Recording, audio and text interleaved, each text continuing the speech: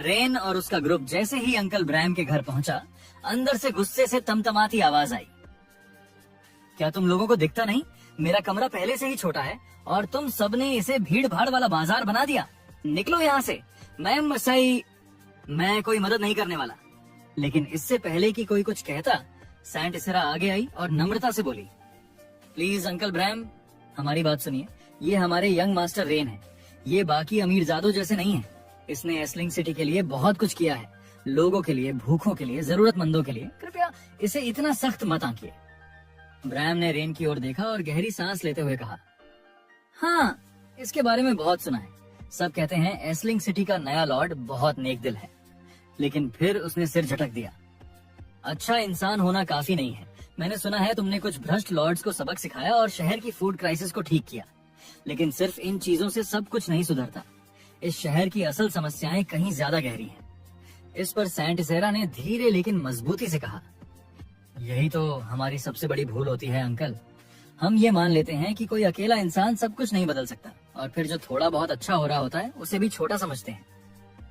Rain अभी इस शहर में ज्यादा वक्त से नहीं आया है, लेकिन इतने कम समय में इसने कई बड़ी समस्याओं का हल निकाल दिया। मुझे यकीन है अगले 5 साल में ये शहर को पूरी तरह बदल कर रख देगा। और अगर हम ऐसे इंसान का साथ नहीं देंगे तो नुकसान रेन का नहीं, हमारा होगा। ब्रैम थोड़ी देर चुप रहा और फिर बोला, तुम इसकी इतनी तारीफ क्यों कर रही हो? ये सिर्फ वही कर रहा है जो एक लॉर्ड का फर्जन होता है। हर लॉर्ड को अपनी जनता का ध्यान रखना चाहिए। लेकिन इससे पहले जितने भी आए सब फेल हुए। मैं एक लोहार हूँ। मेरा काम लोहे से औजार बनाना है, लोगों की जरूरतें पूरी करना है। जैसे मैं अपना काम करता हूँ वैसे ही एक लॉर्ड को भी करना चाहिए। इसमें कुछ महान नहीं है। रेन ने सिर झुकाकर शांति से जवाब दिया, आप बिल्कुल सही कह रहे हैं अंकल ब्रैम। एक लॉर्ड का काम है अपने लोगों की जिंदगी को बेहतर बनाना, उन्हें अच्छा खाना, अच्छे कपड़े देना, उनकी परेशानियों को समझना। और यही मैं करने की कोशिश कर रहा हूँ। और उसी वजह से मैं आज आपके पास आया हूँ, ताकि और भी ज्यादा कर सकूं। ब्रैम एक पल को चौंक गया। उसके मन में आया, मैंने कभी नहीं सोचा था कि कोई रॉयल ब्लड वाला मेरी बात मानेगा। मैंने इसकी तुलना लोहार से कर दी, सोचा ये नाराज होकर चला जाएगा, पर इसने तो मान लिया। क्या सच में अब लॉर्ड्स बदल रहे हैं? थोड़ी देर बाद उसने गंभीर लहजे में पूछा, तो बताओ तुम मुझसे बनवाना क्या चाहते हो? रेन बोला, क्या आपको याद है वो स्टीम इंजन जिस पर लीजल 15 साल पहले काम कर रही थी? मुझे उसी मशीन का गियर चाहिए ताकि मैं उसे पूरा कर सकूं। पिछली बार जो गियर पिघलाया गया उसके बाद अब सिर्फ आप ही हैं जो इसे फिर से बना सकते हैं। ये सुनते ही ब्रैम की आंखों में वही पुराना दर्द लौट आया। उसने ठंडी सांस ली और कहा, अगर तुम वही गियर मांगने आए हो तो सुन लो, तुम उसे नहीं पा सकते। मैंने कसम खाई है वो चीज मैं दोबारा कभी नहीं बनाऊंगा। रेन चौंक कर बोला, पर क्यों अंकल? उस गियर में ऐसा क्या है जो आप उसे बनाने से इतना डरते हैं? अंकल ब्रैम की आंखों में एक गहरी उदासी थी। उसने धीमे लेकिन भारी आवाज में कहा, काश मुझे पता होता कि वो बेकार सा गियर लीजल की जान ले लेगा तो मैं उसे कभी नहीं बनाता, चाहे वो खुद मुझसे 1000 बार क्यों ना कहती। उस दिन उसने मुझसे कहा था कि उसे सबसे मजबूत मटेरियल चाहिए, तो मैंने दे दिया, ड्रैगन क्रिस्टल। पर मुझे क्या पता था कि वो चीज रॉयल्स की नजर में आ जाएगी, और उन्हीं की लालच ने मेरी बेटी जैसी लीजल को मुझसे छीन लिया। अब वो अभिशाप दोबारा नहीं गढ़ूंगा। मेरी बनाई चीज से अगर फिर कोई मरे तो वो बोझ मैं नहीं झेल पाऊंगा। अचानक आर्मांडो एक कदम आगे बढ़ा और आवाज ऊंची करते हुए बोला, अंकल ब्रैम, कुछ ही मिनट पहले आपने कहा था कि एक लोहार का काम होता है लोगों के लिए औजार बनाना। तो अब जब हम आपसे वही मांग रहे हैं तो आप पीछे क्यों हट रहे हैं? आपने रेन लॉर्ड पर उंगली उठाने में जरा भी देर नहीं की, लेकिन जब खुद की बारी आई तो आपने भी वही किया, मुंह फेर लिया। ब्रैम की आवाज सख्त हो गई। बहस से मुझे बहलाने की कोशिश मत कर आर्मांडो। मैं बच्चा नहीं हूँ और ना ही बेवकूफ। मैंने अपना फैसला कर लिया है। मैं वो गियर किसी के लिए नहीं बनाऊंगा। और सबसे बड़ी बात, ड्रैगन क्रिस्टल अब कहाँ मिलेगा? वो मटेरियल ही इस दुनिया में न के बराबर है। रेन अब तक शांत खड़ा था। उसने एक हल्की मुस्कान के साथ कहा, अंकल ब्रैम, आपने गौर किया? जब से मैंने गियर का जिक्र किया है आप सिर्फ एक ही चीज की बात कर रहे हैं, ड्रैगन क्रिस्टल। तो क्या आप ये कह रहे हैं कि वो मशीन सिर्फ तभी चलेगी जब उसमें वही खास मटेरियल लगा होगा? क्या उसके बिना कोई चांस नहीं? ब्रैम ने भौहें चढ़ाते हुए पूछा, तू कहना क्या चाहता है लड़के? रेन ने आत्मविश्वास से जवाब दिया, मैं ये कह रहा हूँ कि क्या हम आपकी असली ताकत, आपकी फोर्जिंग स्किल्स पर भरोसा नहीं कर सकते? क्या जरूरी है कि वो गियर हमेशा ड्रैगन क्रिस्टल से ही बने? क्या हम एक साधारण लेकिन मजबूत लोहे का इस्तेमाल नहीं कर सकते? आखिरकार गियर का काम मशीन को चलाना होता है, उसमें जान डालना। क्या उस काम में मटेरियल इतना फर्क डालता है? ब्राम नाराज हो गए। उन्होंने झुंझलाते हुए कहा, तुम्हें कुछ नहीं पता, बकवास बंद करो। क्या तुम वाकई में ये कह रहे हो कि मैं लोहे को पिघला दूं, वो भी ऐसे ही? क्या तुम जानते हो ये काम सिर्फ प्राचीन ड्रैगन ही कर सकते थे? उन्होंने जोर देकर कहा, सिर्फ प्राचीन ड्रैगन ही इतने तापमान तक आग पहुंचा सकते थे कि लोहा पिघल सके। इस पूरे महाद्वीप में किसी के पास इतनी गर्मी पैदा करने की ताकत नहीं है। रेन सोच में पड़ गया। ब्राम असल में एंशिएंट ड्रैगन क्लैन की बात कर रहे थे। रेन को पता था कि ड्रैगन की आग बहुत ही भयानक गर्म होती है, शायद तभी वे आसानी से लोहा पिघला सकते थे। रेन ने स्वीकार किया कि ब्राम का फर्नेस सच में इतना गर्म नहीं हो सकता, तापमान काफी कम है। ब्राम ने भी दोहराया, ये सिर्फ मेरा फर्नेस नहीं, किसी के पास भी ऐसा फर्नेस नहीं है जो इतना तापमान बना सके। सुनो बच्चे, लोहा पिघलाना कोई मजाक नहीं है, ये काम छोड़ दो, ब्राम ने चेतावनी दी। रेन ने सिर हिलाया, आप सही हैं, अभी तक ऐसा कोई फर्नेस नहीं बना। फिर उसने चुनौती दी, लेकिन अगर मैं एक ऐसा फर्नेस बना दूं जो आसानी से लोहा पिघला सके, तो क्या आप लाइजल की मशीन के पार्ट्स बनाएंगे? ब्राम चौंक गए, क्या बक रहे हो तुम? अगर ऐसा फर्नेस बन गया तो ये फोर्जिंग की दुनिया में क्रांति होगी। हम वो सब बना सकते हैं जिसका हमने सिर्फ सपना देखा था। लेकिन फिर वो हंसे, तुम एक बच्चे हो और ऊपर से एक नोबल। नोबल्स को फोर्जिंग के बारे में क्या पता? ये सब तुम्हारे लिए बस ख्याली पुलाव है।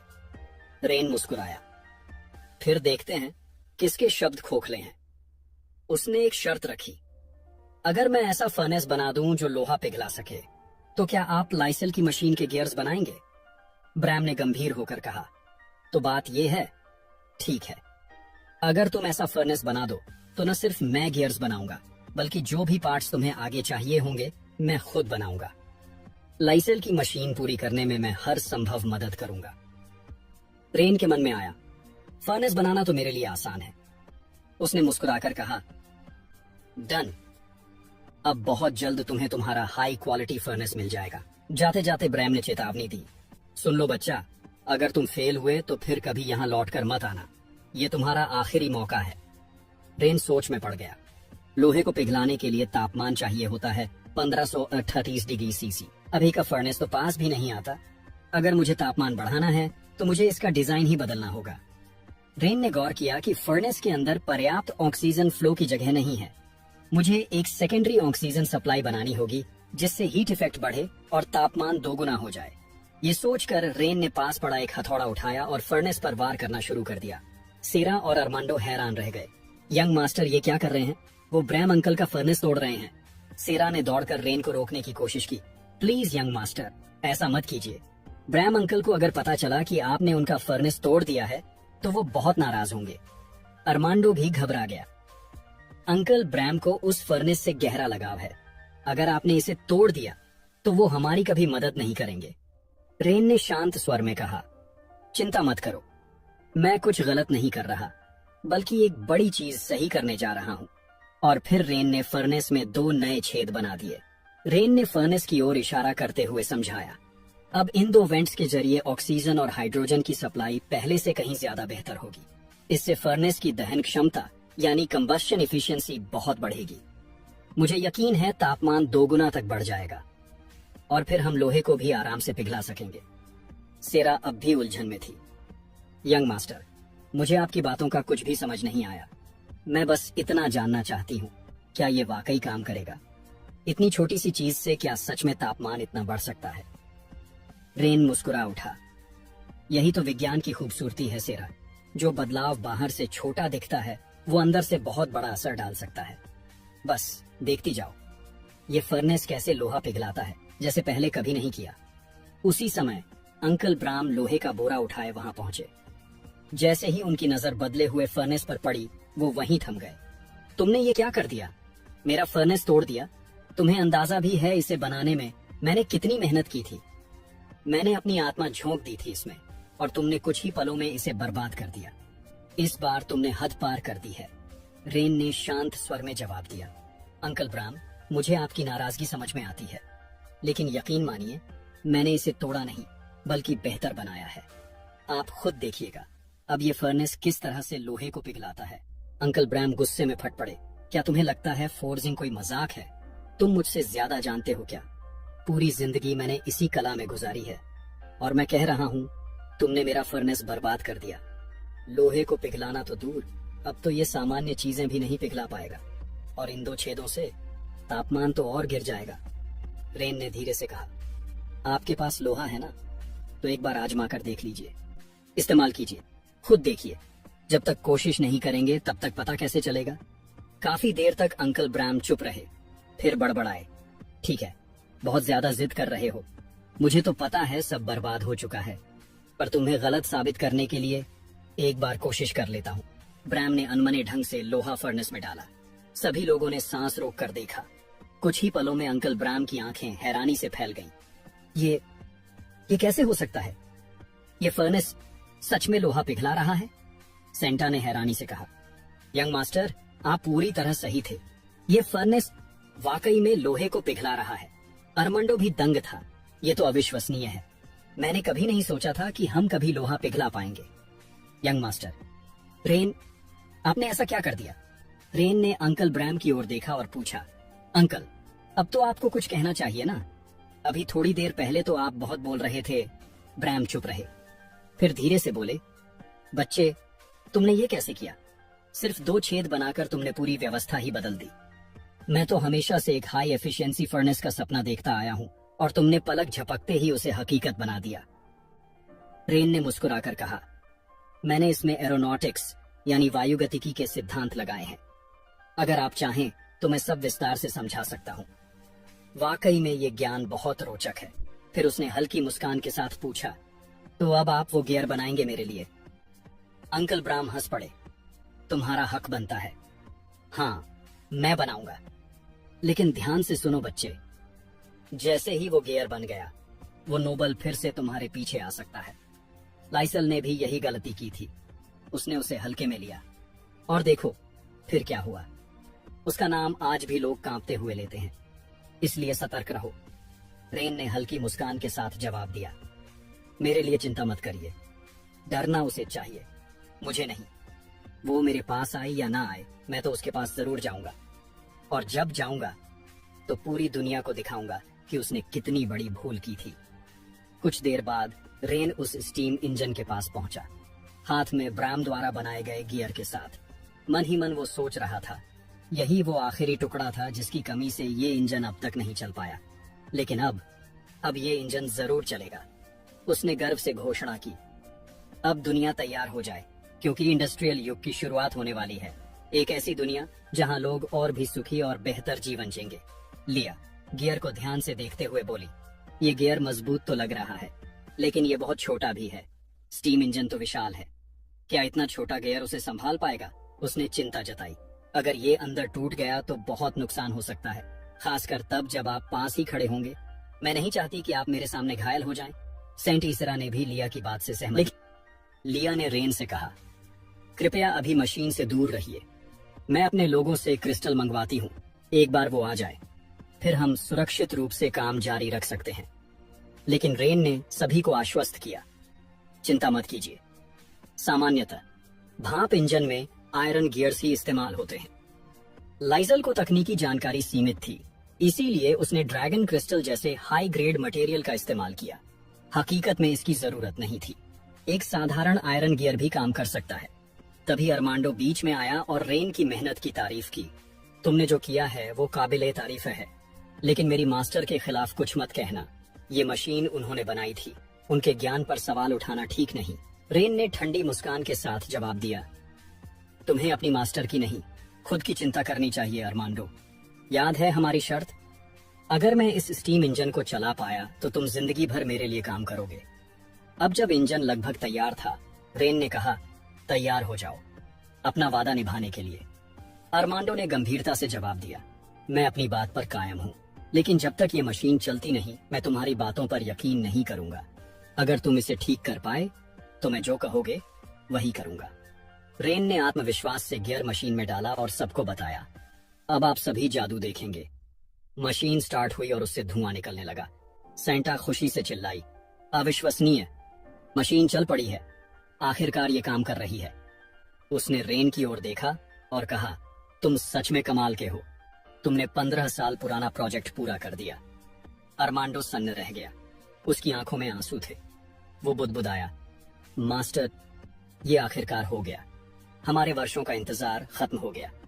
और यहीं से कहानी ने एक फ्लैशबैक लिया, अरमांडो के अतीत में, जहां वो अपनी मास्टर लीजल के साथ घंटों मशीन पर काम करता था, उनसे सीखता था।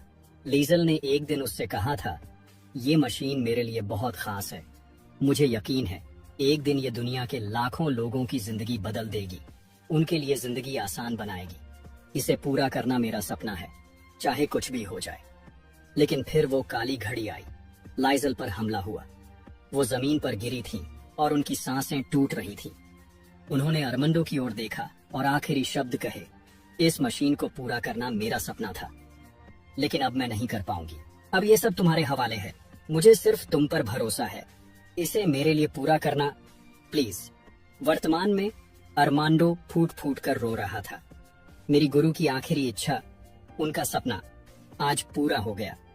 मैंने कितनी बार कोशिश की थी, लेकिन हर बार असफल रहा। हर बार लगा जैसे मैं उनकी उम्मीदों पर खरा नहीं उतर सका। लेकिन आज ये सपना मेरी आंखों के सामने साकार हो गया। सेंट इसिरा ने धीरे से रेन से पूछा, क्या हमें अरमांडो को संभालना चाहिए? रेन ने मुस्कुराकर जवाब दिया, नहीं, उसे रोने दो। ये आंसू धूप के नहीं है, ये खुशी के आंसू हैं, जो उसने सालों से रोके रखे थे। जितना ज्यादा वो बहा लेगा, उतना ही बेहतर होगा उसके लिए। 3 घंटे बाद अंकल ब्राम ने रेन के पास आकर मजाक में कहा, सच कहूं, मुझे कभी उम्मीद नहीं थी कि तुम जैसी शक्ल वाला कोई लड़का इस मशीन को चला भी पाएगा। मैं तो बस इतने समय से इसे देखता रहा, बस धुआं ही धुआं निकलता रहा। क्या ये स्मोकिंग मशीन है? इंसानों की तरह धुआं उड़ाती है? सेंटा हंसते हुए बोली, मैं भी यही सोच रही थी। मशीन तो बहुत मेहनत से बनाई है तुमने, लेकिन ये करती क्या है? धुआं उड़ाना ही इसका कमाल है क्या? ब्रैम ने फिर कहा, एक बात तो समझ में आ रही है, शायद ये मशीन युद्धभूमि के लिए बनाई गई है। सोचो, दुश्मनों के सामने अगर ये मोटा धुआं छोड़े तो सब घबरा जाए। असली मकसद शायद दुश्मन को डराना हो। रेन उन्हें सुनता रहा और मन ही मन सोचा, इन्हें सच में कुछ नहीं पता। लाइजल, तुम सच में एक जीनियस थी।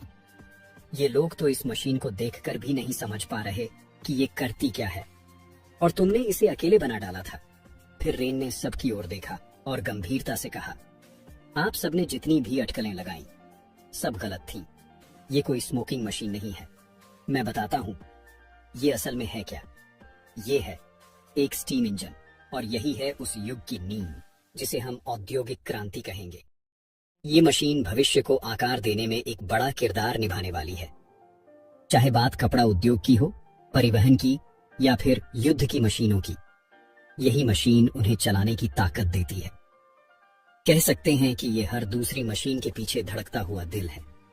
अंकल ब्रैम पूरी तरह से हैरान थे। औद्योगिक युग? वो तो जैसे किसी नई ही दुनिया का नाम सुन रहे थे। उन्होंने सेंट ईजरा की ओर देखा और पूछा, क्या तुम इसके बारे में कुछ जानती हो? वो मुस्कुराई और बोली, ये शब्द मैंने पहली बार सुना है, लेकिन अगर यंग मास्टर रेन कह रहे हैं कि ये जरूरी है, तो फिर यकीनन ऐसा ही होगा। रेन ने आगे समझाया, स्टीम इंजन बाकी मशीनों को चलाने में मदद करता है, चाहे कपड़ा बुनाई हो, माल ढोना हो, या हथियारों को ताकत देना हो। लगता है ये मानवता की सबसे महान रचनाओं में से एक है। और सबसे अच्छी बात, ये तो बस शुरुआत है। सेंट ईसरा का चेहरा अब उत्साह से चमकने लगा। अब मुझे सब समझ आ गया। यंग मास्टर रेन, आप तो सचमुच कमाल हैं। अंकल ब्रैम भी बोले, सुनने में तो ये सब बहुत अद्भुत लग रहा है, लेकिन क्या ये वाकई इतना जरूरी है? क्या ये सचमुच हर चीज में मदद कर सकता है? फिर मुस्कुराकर बोले, जब से तुमने सिर्फ 2 छेदों से फर्नेस को गर्म किया है, तब से मैं सोच रहा हूं, अगर सिर्फ इतने से तापमान इतना बढ़ सकता है, तो फिर हथियार और औजार बनाने के भी अनगिनत नए तरीके होंगे। अगर तुम्हें इनके बारे में कुछ भी पता है, तो कृपया मुझे बताना। रेन ने उन्हें आश्वासन दिया, जैसे ही मेरा स्टीम इंजन वाला काम पूरा होगा सबसे पहले मैं आपकी मदद करूंगा। चिंता मत कीजिए, आगे आने वाले समय में भी मुझे आपकी मदद की बहुत जरूरत पड़ेगी। उसने समझाया कि दुनिया एक बड़े बदलाव की कगार पर खड़ी है और वो सबको दिखाना चाहता है कि इंडस्ट्रियलाइजेशन से कितने फायदे हो सकते हैं। वो एक ऐसी दुनिया की कल्पना करता है जहां जादू और उद्योग दोनों साथ साथ चले, और अगर वो इस धरती को उस मुकाम तक नहीं ले जा पाया तो फिर वो रेन एडगर कहलाने के लायक ही नहीं। रेन के शब्दों में जैसे आग थी, उसका सपना, उसकी महत्वाकांक्षा सब जाहिर हो रहा था। तभी रोसलिन दौड़ती हुई आई और बोली, लेडी प्रिका आपके इलाके में आ चुकी हैं। रेन का चेहरा खुशी से खिल उठा। अरे मेरी बहन आ गई, ये तो कमाल की खबर है। वो तुरंत उस प्रोजेक्ट के बारे में सोचने लगा जो लगभग पूरा हो चुका था, लेकिन साथ ही एक बड़ी परेशानी थी, पैसों की तंगी। उसने सोचा, ये तो एकदम सही मौका है बहन से मदद मांगने का। मेरी दूसरी बहन काफी अमीर है, अगर वो मेरी सिटी में निवेश कर दे तो सारी समस्याएं हल हो सकती हैं। इस ख्याल से उसका दिल खुशी से झूम उठा। रोसलिन ने और बताया, लेडी प्रिका आपके लिए एक खास तोहफा भी लाई है। उन्होंने कहा है कि आप उनसे तुरंत मिलें ताकि वो खुद आपको वो चीज सौंप सकें। रेन की उत्सुकता और बढ़ गई। वो मुस्कुराकर पूछ बैठा, तुमने देखा क्या वो तोहफा क्या है? मैं तो अब और इंतजार नहीं कर पा रहा। रेन सोचने लगा, मेरी बड़ी बहन तो हमेशा से मुझे बिगाड़ती आई है, शायद ढेर सारा सोना लाई है। अब तो मुझे पैसे मांगने की शर्म भी नहीं झेलनी पड़ेगी, क्योंकि इस बार तो वो खुद मेरे ऊपर पैसे लुटा रही है। वो मन ही मन गर्व से सोच रहा था, एंडर परिवार सचमुच दुनिया का सबसे बेस्ट परिवार है। लेकिन तभी रोसलिन ने जो बताया उसने रेन को झकझोर कर रख दिया। उसने कहा, लेडी प्रिका सिर्फ दौलत नहीं लाई है, उन्होंने साथ लाया है ढेर सारी खूबसूरत और जवान लड़कियां जिनकी उम्र 18 से 20 के बीच है। रोसलिन हंसते हुए बोली, लगता है लेडी प्रिका को अच्छी तरह पता है कि यंग मास्टर को कौन सा तोहफा पसंद आएगा। रेन अवाक रह गया। कुछ देर बाद रेन अपनी हवेली में पहुंचा और प्रिका से मिला। वो गर्मजोशी से उसका स्वागत करते हुए बोली, तुम तो बहुत बड़े हो गए हो, तुम्हें पता ही नहीं मैं तुम्हें कितना मिस करती हूँ। रेन मुस्कुराते हुए बोला, मैंने भी आपको मिस किया है, लेकिन मुझे आपसे एक जरूरी सवाल पूछना है।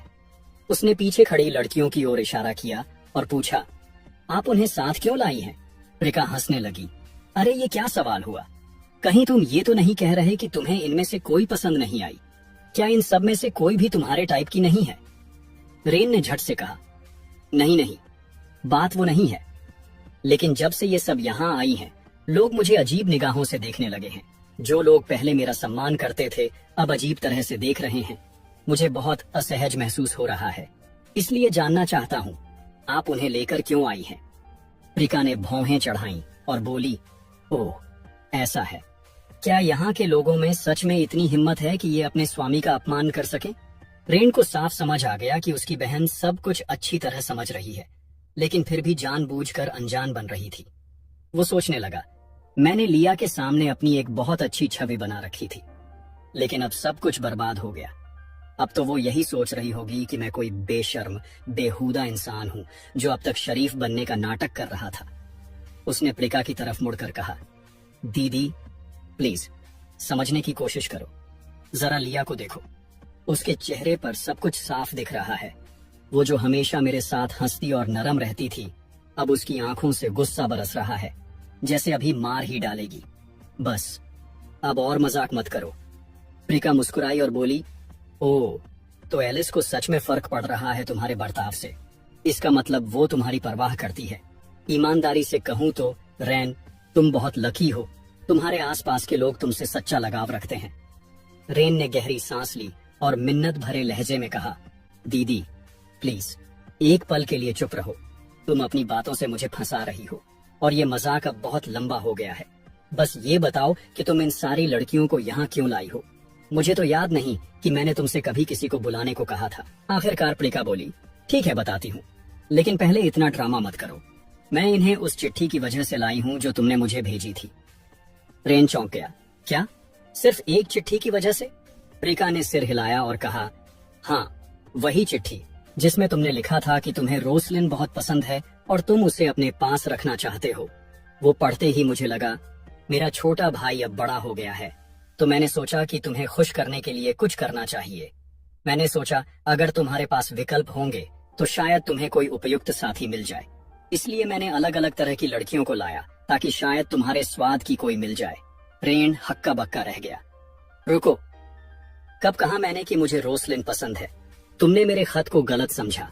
मैं उसे यहाँ इसलिए लाना चाहता था क्योंकि वो बहुत प्रतिभाशाली है, न कि इसलिए कि मुझे उससे कोई लगाव है। प्रिका जोर से हंसने लगी। ओह, ऐसा है क्या? तो फिर लगता है मैंने कुछ ज्यादा ही सोच लिया। लेकिन सच बताऊं, मुझे खुद रोसलिन बहुत पसंद है। बहादुर है, खूबसूरत है, और अगर तुम्हें वो पसंद होती भी तो क्या बुरा था? मैं तुम्हारी बड़ी बहन हूँ, मुझसे शर्माने की क्या जरूरत? फिर उसने लिया की तरफ मुड़कर कहा, वैसे एलिस, तुमसे कुछ पूछना था। अगर तुम्हारा युवा स्वामी एक से ज्यादा पत्नियां रखना चाहे तो क्या तुम्हें दिक्कत होगी? चिंता मत करो, वो तुम्हें नजरअंदाज नहीं करेगा। रेन बीच में ही बोल पड़ा, दीदी प्लीज ऐसे मत बोलो। लिया धीरे से आगे बढ़ी और शिष्टता से बोली, मिस प्रिशा, लगता है आप मजाक कर रही हैं, लेकिन मैं सिर्फ युवा स्वामी की दासी हूँ। मुझे उनके निजी जीवन पर कोई टिप्पणी करने का अधिकार नहीं है। वो एक विवाह करें या कई, ये उनका निर्णय है। सच कहूं तो मुझे नहीं पता कि मैं उनके लिए कितनी मायने रखती हूँ। वो पल भर के लिए रुकी, फिर हल्की सी मुस्कान के साथ जोड़ा, लेकिन शायद आपके आने से मुझे एक बात याद आ गई। मैं सिर्फ एक दासी हूँ। रेन ने उसकी ओर देखा और कोमल स्वर में कहा, प्लीज गलत मत समझो, दीदी सिर्फ मजाक कर रही थी। तुम्हें दिल पर लेने की जरूरत नहीं है। लेकिन प्रिका ने देखा कि लिया के हाथ कांप रहे थे। वो मन ही मन सोचने लगी, मैंने अपनी जिंदगी में बहुत सी दासियां देखी हैं, लेकिन लिया जैसी सच्ची परवाह करने वाली कभी नहीं देखी। वो रेन की बहुत गहराई से फिक्र करती है। अब और छेड़ना ठीक नहीं होगा। फिर उसने ग्वेन की ओर देखा और कहा, ठीक है, आज के लिए काफी मजाक हो गया। सारी लड़कियों को वापस भेज दो, अब उनकी यहाँ जरूरत नहीं है। ग्वेन ने सम्मान से सिर झुकाया और बोली, जी मिस प्रिका, मैं देख लेती हूँ।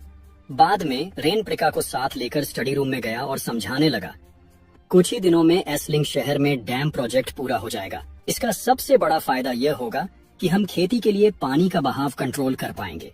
जितना पानी जरूरत होगी उतना ही छोड़ा जाएगा, जिससे किसानों को काफी मदद मिलेगी। फिर वह थोड़ा उत्साह से बोला, और सबसे जरूरी बात, हम इस डैम से हाइड्रो पावर भी बना पाएंगे। प्रिका उत्सुक होकर पूछ बैठी, हाइड्रो पावर? ये क्या होता है? क्या कोई जादुई यंत्र है जो पानी को कंट्रोल करता है?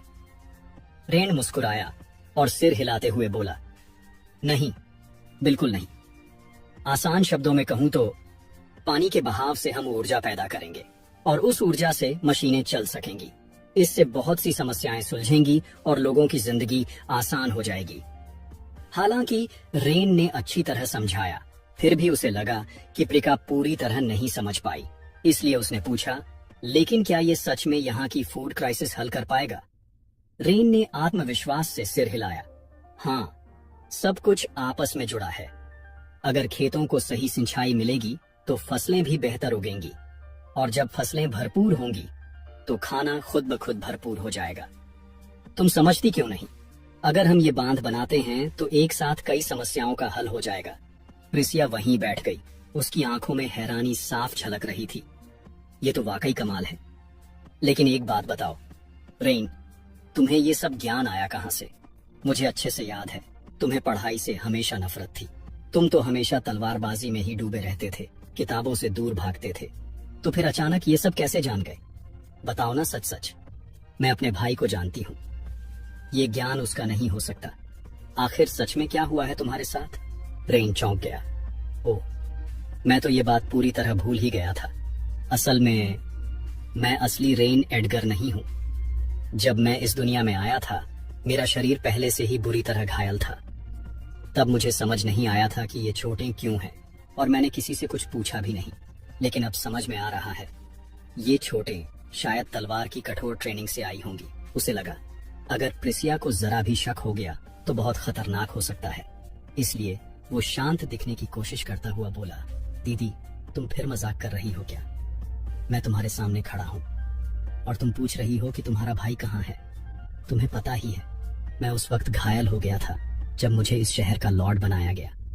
उस चोट के बाद मेरा शरीर दर्द से भर गया था और मैं तलवारबाजी करना छोड़ना पड़ा। तो फिर मैंने घर में रहकर किताबें पढ़ना शुरू किया। बस वहीं से ये सब सीखा तभी मुझे एहसास हुआ कि तलवारबाजी सब कुछ नहीं होती, किताबों में भी शक्ति होती है। प्रिसिया कुछ पल सोचती रही, फिर बोली, शायद ये सच बोल रहा है। एलिस की चिट्ठी में भी यही लिखा था। मुझे अंदाजा नहीं था कि वो इतनी तकलीफ में था, लेकिन अब समझ में आता है, शायद किताबें ही उसका एकमात्र सहारा थी उस समय। लेकिन एक बात बताओ, वो मुस्कुराते हुए बोली, क्या तुमने वाकई फैमिली लाइब्रेरी की सारी किताबें पढ़ ली? मैंने भी ज्यादातर पढ़ी हैं, लेकिन कहीं भी बांध या पावर जनरेशन जैसी चीजों का जिक्र नहीं था। दिखाओ तो जरा, वो किताब कौन सी है जिससे तुम्हें इतना ज्ञान मिला? रेन ने तुरंत अपनी जेब से कुछ नोट्स निकाले और कहा, यही है वो किताब जिससे मैंने ये सब सीखा। प्रिसिया ने जैसे ही पन्ने पलटना शुरू किया, उसकी आंखें चौड़ी हो गईं। उसमें अल्केमी से जुड़ा बहुत ही उन्नत और अजीब ज्ञान भरा था। उसने सोचा, ये तो सचमुच एक अजीब और रोचक किताब है। मैंने ऐसी कोई चीज पहले कभी नहीं पढ़ी। वो प्यार से मुस्कुराई और बोली, तुम सचमुच मेरे भाई कहलाने के काबिल हो। किसी किताब में लिखे सिद्धांतों को असल जिंदगी में लागू करना आसान नहीं होता, लेकिन तुमने वो भी कर दिखाया। रेन ने हल्की सी मुस्कान दी और बोला, सच कहूं तो इन सब प्रोजेक्ट्स में इतना व्यस्त रहा कि तलवारबाजी का अभ्यास करने का समय ही नहीं मिला। प्रिसिया की आवाज में चिंता झलक रही थी। मैं जानती हूं कि तुम्हारे साथ क्या हुआ था, और ये भी जानती हूं कि तुमने कितनी पीड़ा सही है, लेकिन अब खुद पर ज्यादा जोर मत डालो। फिर से तलवारबाजी शुरू करना तुम्हारी जान को खतरे में डाल सकता है, और तुम्हारी जान से बढ़कर हमारे लिए कुछ भी नहीं। मैंने जो भी सवाल पूछे वो इसलिए थे क्योंकि मैं हमेशा से तुम्हारी चिंता करती आई हूँ। बचपन से ही हमने तुम्हें परिवार की परेशानियों से बचा कर रखा, कभी कोई तकलीफ तुम तक नहीं आने दी, और अब तुम्हें इतने मजबूती से खड़े देखकर, सब कुछ अकेले संभालते हुए देखकर मुझे गर्व महसूस हो रहा है। कृपया ये मत सोचना कि मैं तुम पर शक कर रही थी। जो कुछ भी मैंने कहा वो सिर्फ इसलिए क्योंकि मैं तुमसे प्यार करती हूँ। रेन ने मुस्कुराकर अपनी बहन को भरोसा दिलाया, अब तुम्हें चिंता करने की कोई जरूरत नहीं। मैं अब पूरी तरह ठीक हूँ, और आप सबके सहयोग से इतना सक्षम बन चुका हूँ कि सब संभाल सकूं। प्रिसिया की आंखों में भावनाओं की चमक थी। ये सुनकर सच में बहुत अच्छा लगा। लेकिन रेन, एक बात हमेशा याद रखना, चाहे जो हो जाए, चाहे दुनिया जितनी भी बदल जाए, तुम्हारी बहन हमेशा तुम्हारे साथ खड़ी रहेगी। अगर तुम्हें कभी मेरी जरूरत पड़ी तो बस एक बार कहना, मैं तुम्हारे लिए सब कुछ छोड़ दूंगी। रेन का दिल कृतज्ञता से भर गया। यही तो वो पल था जिसका वो इंतजार कर रहा था। उसने प्रिसिया की आंखों में देखकर कहा, दीदी, असल में मुझे आपकी मदद चाहिए, और बिना आपकी मदद के मैं ये नहीं कर पाऊंगा। प्रिसिया थोड़ी चौंकी। अभी से? बताओ क्या काम है, क्या परेशानी है? उसने प्रिसिया की आंखों में देखकर कहा, दीदी, असल में मुझे आपकी मदद चाहिए, और बिना आपकी मदद के मैं ये नहीं कर पाऊंगा। प्रिसिया थोड़ी चौंकी। अभी से? बताओ क्या काम है, क्या परेशानी है? रेन बोला, दीदी, मैं चाहता हूँ कि आप मेरे शहर में निवेश करें। आप जानती हैं कि हाल ही में हमने कई मुश्किलों का सामना किया है। उस वजह से मेरे पास संसाधन कम पड़ रहे हैं, और अगर आपने मदद नहीं की तो मैं अपनी योजनाएं पूरी नहीं कर पाऊंगा। लेकिन अगर आप साथ दो तो हमारी एसलिंग सिटी का भविष्य बहुत उज्जवल हो सकता है। प्रिसिया ने थोड़ा चौंक कर पूछा, तो तुम कह रहे हो तुम्हें पैसों की जरूरत है? जितना मुझे याद है, तुमने इसलिंग सिटी में 4 ताकतवर गुटों को मिटा दिया था, और उसके बाद उनका सारा खजाना भी तुम्हारे हाथ लगा। तो क्या तुम्हारी योजनाएं इतनी बड़ी हैं कि वो सारी दौलत खत्म भी हो गई? रेन ने फौरन बात साफ की, नहीं बहन, मैं पैसे नहीं मांग रहा, मुझे जरूरत है लोगों की। तुम जानती हो, इस शहर का लॉर्ड बनने से पहले यहाँ कितनी बार जंग हुई थी। आबादी बुरी तरह घट चुकी है, खासकर नौजवान और हुनरमंद लोगों की। अब यहाँ ज्यादातर बूढ़े और बच्चे हैं जो शहर के विकास में योगदान नहीं दे सकते। जो थोड़े बहुत सक्षम लोग हैं वो बहुत कम हैं। इतने से तो ये शहर फिर से खड़ा नहीं हो सकता। प्रीका ने कहा, तो तुम मुझसे अपने इलाके के कुछ लोगों को भेजने को कह रहे हो? रेन मुस्कुराया और सिर हिलाया, बिल्कुल, मुझे कारीगर, किसान और जादूगर चाहिए, ऐसे हुनरमंद लोग जो वाकई इस शहर को आगे बढ़ा सके। मैं ये मुफ्त में नहीं मांग रहा। मैं वादा करता हूँ कि जो भी लोग तुम भेजोगी वो यहाँ आरामदायक जिंदगी जिएंगे। जब उनका काम खत्म होगा और वो तुम्हारे पास लौटेंगे तो वो खुश होकर लौटेंगे। मैं उन्हें आधुनिक ज्ञान और तकनीक की ट्रेनिंग भी दूंगा ताकि वे अपने अपने क्षेत्रों में और भी कुशल बन सकें। ये हम दोनों की टेरिटरी के लिए फायदेमंद होगा। प्रीका ने थोड़े झिझकते हुए कहा, सच कहूं तो तुम्हारी योजना मजबूत लग रही है, लेकिन अगर तुम सिर्फ सोने के सिक्के मांगते तो वो आसान होता। अपने इलाके की रीढ़ कहे जाने वाले लोगों को भेजना मेरे लिए बहुत मुश्किल है। हर टेरिटरी की ताकत ऐसे ही लोगों पर टिकी होती है। उनके बिना कोई इलाका आगे नहीं बढ़ सकता। तो मेरे प्यारे छोटे भाई, क्या तुम वाकई सोचते हो कि मैं इतनी आसानी से उन्हें छोड़ दूंगी? रेन ने नरमी से याद दिलाया, बहन, तुमने खुद कहा था कि तुम मुझे पूरा समर्थन दोगी। अब अपने शब्दों से पीछे मत हटो, और ईमानदारी से कहूं तो इससे सिर्फ मेरा शहर नहीं, तुम्हारा भी फलेगा फूलेगा। जैसे जैसे मेरा शहर बढ़ेगा, तुम्हारा प्रभाव भी बढ़ेगा। हम सब भाई बहन फिर से मजबूत होंगे। प्रीका हंसते हुए बोली, अरे मैं तो मजाक कर रही थी छोटे भाई, जरूर मदद करूंगी। अगर वादा किया है तो उसे निभाऊंगी भी। तुमने तो मेरी बात को सीरियसली ले लिया। मैं वादा करती हूँ, जब मैं वापस जाऊंगी तो कुछ बेहद काबिल लोग तुम्हारे शहर के लिए भेजूंगी। लेकिन उससे पहले मैं खुद अपनी आंखों से नतीजे देखना चाहती हूँ। मैं यकीन करना चाहती हूँ कि तुम जो कह रहे हो वो सिर्फ बातें नहीं हैं। मुझे वो सब दिखाओ जो तुमने अब तक किया है। तभी मुझे भरोसा होगा कि मेरे लोग यहाँ अपना समय बर्बाद नहीं करेंगे, बल्कि हमारे दोनों शहरों का भविष्य बेहतर बनाएंगे। रेन ने आत्मविश्वास से जवाब दिया, अगर तुम्हें नतीजे चाहिए तो मुझे खुद को साबित करने में कोई आपत्ति नहीं। मैं तुम्हें दिखाऊंगा कि इंडस्ट्री की ताकत असल में होती क्या है। बाद में प्रीका ग्वेन से मिलने गई। उसका चेहरा खुशी से चमक रहा था। उसने कहा, जानती हो ग्वेन, आज मुझे बहुत गर्व महसूस हो रहा है। इतने सालों तक रेन हमें बस एक बच्चा ही लगा करता था। हम हमेशा डरते थे कि वो हमारे बिना कैसे जिएगा, लेकिन अब उसे देखकर, उसकी परिपक्वता देखकर दिल को जो सुकून मिला है वो शब्दों में बयां नहीं कर सकती। और सबसे ज्यादा खुशी इस बात की है कि वो उस घटिया सम्राट का पिट्ठू नहीं बना। उसने अपने लिए सोचना सीखा है और अब वो अपने विचारों को हकीकत में बदलने की ताकत रखता है। ग्वेन ने भी सहमति में सिर हिलाया। बिल्कुल सही कहा आपने। हमारे यंग मास्टर रेन न सिर्फ बेहद टैलेंटेड हैं, बल्कि वो दिन रात मेहनत भी कर रहे हैं। वो अपने दिल और जान से शहर को आगे बढ़ाने में लगे हैं। अगर रेन ऐसे ही मेहनत करते रहे तो मैं गारंटी देती हूँ वो बहुत आगे जाएंगे। प्रीका ने गर्व से कहा, ये देखकर मैं हैरान हूँ कि मेरा भाई अपनी बुद्धिमत्ता से कितनी तरक्की कर रहा है, लेकिन दिल का एक कोना कड़वाहट से भर गया है, क्योंकि उसने पूरी जिंदगी मार्शल आर्ट्स सीखने में लगा दी और अब वो उन्हें इस्तेमाल ही नहीं कर सकता, सिर्फ उस घटिया सम्राट की वजह से। अगर उसने रेन को जर न दिया होता तो रेन आज दिमाग और ताकत दोनों से अव्वल होता। उसने गुस्से से दांत भींचे और कहा, सम्राट को इसकी सजा भुगतनी होगी। उसने जो जहरीला वार किया, अब उसकी कीमत उसे चुकानी पड़ेगी। अब समय आ गया है कि सम्राट के बेटों में से किसी एक को मरना होगा, ताकि वो समझ सके मेरे छोटे भाई को नुकसान पहुंचाने की कीमत क्या होती है। उसने ग्वेन को आदेश दिया, सारे राजकुमारों पर निगरानी रखो। जैसे ही कोई सही टारगेट मिले उसे खत्म कर दो। सम्राट ने बहुत बड़ी गलती की है और अब उसे इसकी सजा जरूर मिलनी चाहिए।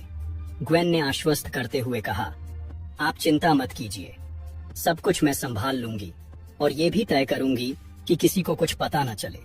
इस बीच प्रीका के दिल में आग जल रही थी। ओ घटिया सम्राट, तुम्हें अपनी हद में रहना चाहिए था। तुमने जिसे नुकसान पहुंचाया है वो मेरा छोटा भाई है, जिसे मैं इस दुनिया में सबसे ज्यादा चाहता हूँ। उसी पर हमला करने की हिम्मत की तुमने। जाहिर है मैं बदला लूंगा। उसकी आवाज में गुस्सा और दर्द दोनों था। तुम्हें शुक्रगुजार होना चाहिए कि रेन को तुम्हारे जहर से कोई स्थायी नुकसान नहीं हुआ। अगर उसे कुछ हो जाता तो मैं तुम्हें जिंदा जमीन में गाड़ देता। फिर सीन कट होता है। कुछ रहस्यमय और संदिग्ध लोग अपने ट्रकों में कुछ चीजें ले जा रहे थे। आगे बैठे एक आदमी ने शरारती मुस्कान के साथ कहा, बॉस, इस बार हमारे हाथ जो चीज लगी है वो कमाल की है। यकीन मानो, इसे बेचकर हम माला माल हो जाएंगे और फिर तो बस आराम की जिंदगी। एक और आदमी जो साफ नाराज था गुस्से से बोला, कभी कभी तो एल्ड्रिच पर इतनी चिढ़ होती है। सारा काम हम करते हैं, माल ढोना, खरीदार ढूंढना, और फिर भी मुनाफे का बड़ा हिस्सा उसी हरामी को देना पड़ता है। पास खड़े एक और आदमी ने भी हामी भरी। बिल्कुल सही कहा, सारा रिस्क हम लेते हैं और वो बस आराम से बैठकर कमाई करता है। अब तो दिल करता है छोड़ ही दूं सब। कोई इतना निकम्मा होकर भी कैसे पैसे बना सकता है। इतने में उनका बॉस बीच में टपक पड़ा। बस करो, तुम्हें अब तक तो समझ आ जाना चाहिए था। हाँ, एल्ड्रिच लालची है और हमारा बड़ा हिस्सा हड़प लेता है, लेकिन उसकी मदद के बिना हम ये सब कर भी नहीं सकते। उसने सबको चेताया। इस धंधे का एक रूल है, जो तुम्हें सपोर्ट करता है उसके खिलाफ कभी मत बोलो। सोचो, एल्ड्रिच ना होता तो क्या हम इतनी आजादी से शहर में घुसते, धंधा करते और निकल जाते? कोई और ये छूट नहीं देता, और जिसे इससे दिक्कत है तो सीधा बोलो, अभी के अभी छोड़ दो सब। अचानक एक आदमी दौड़ता हुआ आया। बॉस, बड़ी मुसीबत है। एल्सिंग सिटी का लॉर्ड बदल गया है, अब एल्ड्रिच प्रभारी नहीं है। बॉस चौंक गया। क्या? सिटी लॉर्ड बदल गया? कब हुआ ये सब? जो देखा सुना सब बताओ। आदमी ने कहा, आपके कहने पर मैं एल्सिंग सिटी गया था। जैसे ही गेट पर पहुंचा, कुछ नया महसूस हुआ। गार्ड्स नए थे, मैंने पहले कभी उन्हें नहीं देखा। बहाना बनाया अंदर जाने का, लेकिन उन्होंने मानने से मना कर दिया। रिश्वत तक दी, पर उन्होंने मेरे पैसे मेरे मुंह पर फेंक दिए। सवाल पे सवाल पूछने लगे। मैं कौन हूँ, क्यों आया हूँ? मैंने झूठ बोल दिया कि रिश्तेदार से मिलने आया हूँ, तब जाकर पीछा छूटा। लेकिन बातों बातों में इतना तो पक्का हो गया, अब एल्ड्रिच शहर का मालिक नहीं है। नया लॉर्ड एक बहुत अच्छा इंसान बताया जा रहा है, जनता की परवाह करता है और उसके सिपाही पूरी तरह वफादार हैं। अब कोई रिश्वत नहीं लेता। बॉस के साथ खड़े एक आदमी ने चिंतित होकर कहा, बॉस, ये तो बहुत बड़ी परेशानी है। अगर एल्ड्रिच अब नहीं रहा तो वहां जाने का क्या फायदा? मेरा तो मानना है हमें वापस लौट जाना चाहिए। बॉस गुस्से में बोला, वापस जाए? और कहां जाए? हमारी एकमात्र पनाहगाह वही शहर था। उसने पीछे खड़ी लड़कियों की तरफ इशारा किया। इन्हें हम ड्यूक एस्का से लेकर आए हैं। ये लड़कियां ऑर्विस एम्पायर की स्लेव्स हैं। उनके लिए हम ड्यूक को 3000 गोल्ड कॉइन्स के कर्जदार हैं। अगर बिना सौदा किए लौटे तो ड्यूक हमारे साथ क्या करेगा? सोचकर भी डर लगता है। खाली हाथ लौटना सबसे बड़ी बेवकूफी होगी, और मैं वो नहीं करने वाला। एक और आदमी ने हामी भरी, लेकिन बोला, बात तो आपकी सही है बॉस, लेकिन अगर नया लॉर्ड हमारा धंधा ही न समझे, अगर वो हमें जेल में डाल दे तो वो और भी बड़ा नुकसान होगा। बॉस ने शांत स्वर में कहा, डरने की जरूरत नहीं है। चाहे वो नया लॉर्ड कितना भी नेक हो, आखिर में सबको पैसे चाहिए होते हैं। हाँ, हो सकता है हमें थोड़े ज्यादा गोल्ड देने पड़े, लेकिन जब वो कमाई का आंकड़ा देखेगा तो खुद रास्ता खोल देगा। कल सुबह हम शहर की तरफ बढ़ेंगे। आज रात पास की गुफा में डेरा डालो। सब थक चुके हैं, आराम करो। कल बातचीत करेंगे। अगर नया लॉर्ड मान गया तो आगे के सौदे बहुत आसान हो जाएंगे। इतने में एक मोटा आदमी उल्लास से बोला, बॉस, तो क्या आज रात थोड़ी मौज मस्ती कर लें? एक और आदमी ने उसका समर्थन करते हुए कहा, हाँ बॉस, कौन जाने शहर से जिंदा लौट भी पाएंगे या नहीं। कम से कम आखिरी बार थोड़ा मजा तो कर लें। अगर कल मरना ही है तो कम से कम बिना पछतावे के मरेंगे। बॉस हल्की सी मुस्कान के साथ बोला, ठीक है, लेकिन याद रखना, गाड़ी में जो लाल बालों वाली लड़की है उसे हाथ मत लगाना। वो हमारे लिए अहम है। बाकी के साथ जो करना है करो, लेकिन वो लड़की ऑफ लिमिट्स है। इतना सुनते ही आदमियों के चेहरे चमक उठे। वे कारवां की ओर लौटते हुए एक दूसरे से मजाक करने लगे कि आज की रात कितनी मजेदार होने वाली है। बाकी लोग गुफा के पास डेरा डालने लगे। तभी दो आदमियों ने गाड़ी में से एक रोती हुई लड़की को बाहर घसीटा। वह गिड़गिड़ा कर बोली, कृपया हमें जाने दो, हमने तुम्हारा कुछ नहीं बिगाड़ा। मोटा आदमी हंसते हुए बोला, चिंता मत कर प्यारी, मैं बहुत शरीफ आदमी हूँ, तुम्हें कोई तकलीफ नहीं दूंगा। लेकिन उसके शब्दों के विपरीत उसकी आंखों और हरकतों में कुछ और ही झलक रहा था। वह धीरे धीरे उसके और करीब आने लगा। तभी पीछे से एक तेज आवाज गूंजी, हमारे इलाके के पास इस तरह की हरकत करने की हिम्मत कैसे हुई तुम्हारी? कैमरा घूमता है और सामने आती है रॉसलिन। मोटा आदमी घूमते हुए हैरानी से बोला, इतनी रात गए, एक लड़की, और वो भी अकेली? उसने संदेह भरी नजरों से रॉसलिन को देखा और पूछा, तू चाहती क्या है? रॉसलिन ने तीखे स्वर में जवाब दिया, सवाल तो मुझे तुमसे करना चाहिए, तुम लोग कौन और फिर भी सवाल कर रही है? अरे, इस अंधेरी रात में हम बस थोड़ा मजा कर रहे हैं। लगता है तू जल गई उस लड़की से। फिर व्यंग्य से बोला, घबरा मत, तुझे भी शामिल कर लेंगे, हमारे लिए कोई ऐतराज नहीं है। मोटा आदमी भी मुस्कुराकर बोला, हाँ, आज की रात तुझे भी मजा दिला देंगे। रॉसलिन का गुस्सा अब बेकाबू हो चुका था। अंदर ही अंदर वह इन आदमियों की गंदगी और घमंड पर उबल रही थी। उसने ठान लिया, अब इन्हें सबक सिखाना होगा। बिना कोई जवाब दिए रॉसलिन बिजली की रफ्तार से आगे बढ़ी। दोनों आदमी चौंक गए। उनकी आंखों के सामने से वो गायब हो गई। दूसरा आदमी अभी कुछ समझ पाता उससे पहले ही रॉसलिन का वार पड़ा, सीधा और घातक। वो जमीन पर ढेर हो गया। मोटा आदमी चीखने लगा, कोई है, पागल लड़की हम पर हमला कर रही है। रॉसलिन उसकी ओर बढ़ी और उसे भी बेरहमी से मार गिराया। ठंडी आवाज में बोली, जब मैंने शांति से बात करने की कोशिश की तब तुमने घमंड दिखाया, अब यही है तुम्हारी सजा। गुफा के अंदर शोर सुनकर दो और आदमी बाहर निकले। अपने साथियों की लाशें देखकर वे सन्न रह गए। एक बोला, अरे ये तो बस मस्ती करने रुके थे, इन्हें किसने मार डाला? तभी रॉसलिन की शक्ति बाहर निकलने लगी। वह उनकी ओर बढ़ी और बोली, लगता है तुम सब अकेले नहीं हो, पूरी गंदगी की टोली यहाँ घुस आई है। दोनों डर के मारे गुफा के अंदर भागे और चिल्लाते हुए बोले, बॉस जल्दी आओ, वो पागल लड़की हमें भी मार डालेगी। बॉस ने आवाजें सुनी और माथे पर शिकन आ गई। उसने सोचा, क्या कोई जंगली जानवर हमला कर रहा है? लेकिन जैसे ही वह बाहर आया, सामने का नजारा देखकर उसकी आंखें फटी रह गईं। उसके आदमी डर के मारे उसके पीछे छिपते हुए बोले, उस पागल लड़की ने सबको मार डाला, अगर आप नहीं आते तो हम भी मारे जाते।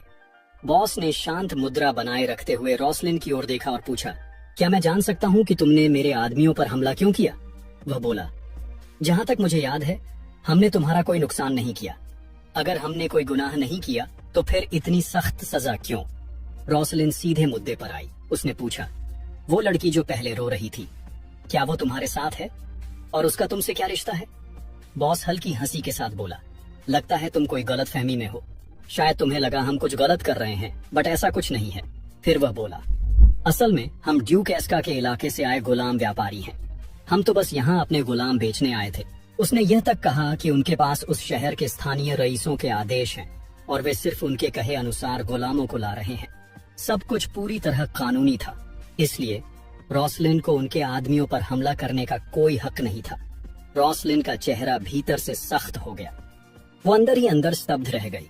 क्या उसने कहा कि वो ड्यूक एस्का के इलाके से आया है? रॉसलिन को वह बात याद आई जो कभी उसके गुरु रेन ने उसे खास तौर पर समझाई थी, जब भी गश्त पर हो और कुछ भी एस्का के इलाके से आए तो सावधान रहना। वह क्षण उसकी आंखों में फिर से कौंध गया। उसने मास्टर रेन से कहा था, ठीक है मास्टर रेन, अगर कुछ भी ड्यूक एस्का के इलाके से आता है तो मैं उस पर नजर रखूंगी। उसने जिज्ञासावश यह भी पूछा था कि उसे खास तौर पर किन चीजों पर नजर रखनी है। वह बोली थी, अगर कुछ मामूली हुआ तो मैं आपको तंग नहीं करूंगी। रेन ने तब एक सख्त स्वर में जवाब दिया था, तुम्हारा काम है बस उनके भीतर की कोई भी गलती पकड़ना, किसी भी हाल में। उस समय रॉसलिन चौंक गई थी। क्या मेरा असली काम सिर्फ दूसरों की गलतियां पकड़ना है? अब इस क्षण में उसे वह सबक और भी साफ साफ याद आ रहा था। मास्टर रेन ने कहा था, जब वे गलती करें तभी पकड़ो, और अब वे मुझे सोने से खरीदने की कोशिश कर रहे हैं। हमारे इलाके में इससे बड़ी गलती क्या हो सकती है? बॉस ने एक बार फिर माहौल शांत करने की कोशिश की। वह बोला, जो कुछ भी हुआ वो बस एक गलत फहमी थी। मैंने साफ साफ बताया था कि हम कहां से आए हैं और क्यों। फिर उसने एक बेहतर प्रस्ताव पेश किया, एक तोहफा मंजूर कर लो और सब कुछ भूल जाओ। उसके अनुसार ये दोनों पक्षों के लिए फायदेमंद रहेगा। लेकिन रॉसलिन उस वक्त अपने ही विचारों में डूबी थी। उसे याद आया कि जब मास्टर रेन ने उससे कहा था कि उन्हें बस गलती पकड़नी है, तब वह कितनी उलझन में थी। आज भी उसे पूरा यकीन नहीं था कि उसके गुरु को यह सब क्यों चाहिए। लेकिन एक बात तय थी, यह मौका सबसे बेहतरीन था और वो इसे खोने नहीं वाली थी। तभी वह गुस्से में गरज उठी, मुझे परवाह नहीं कि तुम कौन हो या कहां से आए हो, यहाँ तक कि ड्यूक एस्का भी मेरे लिए कोई मायने नहीं रखता। सन ने दमदार आवाज में कहा, तुम इस वक्त एस्लिंग सिटी की सीमा में खड़े हो, जहाँ का शासन मास्टर रेन एडगर के अधीन है। यहाँ कोई भी गैर कानूनी काम बर्दाश्त नहीं किया जाएगा। और एक रेन के नाइट को रिश्वत देने की कोशिश, ये तो सीधा अपमान है। रॉसलिन ने उन पर 2 गंभीर अपराधों का आरोप लगाया और उन्हें आदेश दिया, घुटनों के बल बैठ जाओ और माफी मांगो। अगर ऐसा करोगे तो मैं हमला नहीं करूंगी, वरना अंजाम बहुत बुरा होगा। बॉस अब चिढ़कर बोला, मैंने तो तुम्हें दस्तावेज भी दिखा दिए और सोना भी ऑफर किया, फिर भी तुम और ज्यादा चाहती हो। वह झल्लाकर बोला, लालची लोग हमेशा खाली हाथ ही रह जाते हैं। उसने रॉसलिन पर आरोप लगाया कि वह उन्हें लूटने आई है और उसे समझ ही नहीं कि वह किससे पंगा ले रही है। उसने ताना मारा, तू समझती है कि अकेली हमें हरा सकेगी? वह बोला, तुझे पैसे ले लेने चाहिए थे, अब तू यहाँ से जिंदा नहीं निकल पाएगी। तू अकेली है और मेरे पास पूरी टोली है। लगता है तू खुद को बहुत समझती है। रॉसलिन ने शांत भाव से अपनी भाला घुमाया और बर्फ जैसी आवाज में बोली, तुम लोग अपनी संख्या पर बहुत घमंड कर रहे हो। मैं एक आखिरी मौका दे रही हूँ, घुटने टेक दो और आत्मसमर्पण करो। उसके बाद तुम्हारा फैसला प्रशासन करेगा। लेकिन अगर अभी भी घमंड में रहे तो फिर मौत तय है। अब फैसला तुम्हारे हाथ में है, जिंदगी या मौत। बॉस हंसा और बोला, हम बच्चे नहीं जो धमकियों से डर जाए। तुझ जैसे कितने नाइट्स को हम निपटा चुके हैं। तू तो बस एक लड़की है, हमारे लिए कोई खतरा नहीं। वह रॉसलिन पर झपट पड़ा, लेकिन रॉसलिन टस से मस न हुई। सिर्फ एक हल्की सी हरकत से उसने उसे एक गुड़िया की तरह उछाल दिया। वो जमीन पर गिरा। रॉसलिन उसके ऊपर खड़ी होकर बोली, अभी अभी तो तू कह रहा था कि मुझसे ताकतवरों को हरा चुका है, कि मैं बस एक लड़की हूँ। तो अब क्या हुआ? मैं अब भी अकेली खड़ी हूँ और तू तो खड़ा तक नहीं हो पा रहा। एक आखिरी मौका देती हूँ, अगर अपनी जान प्यारी है तो वहीं पड़े रहो। अगर फिर से उठे तो ये भाला तुम्हारे गंजे सिर को चीर देगा। उसी समय रॉसलिन के साथी नाइट्स वहां पहुंचे। उन्होंने पूछा, रॉसलिन अब क्या करना है?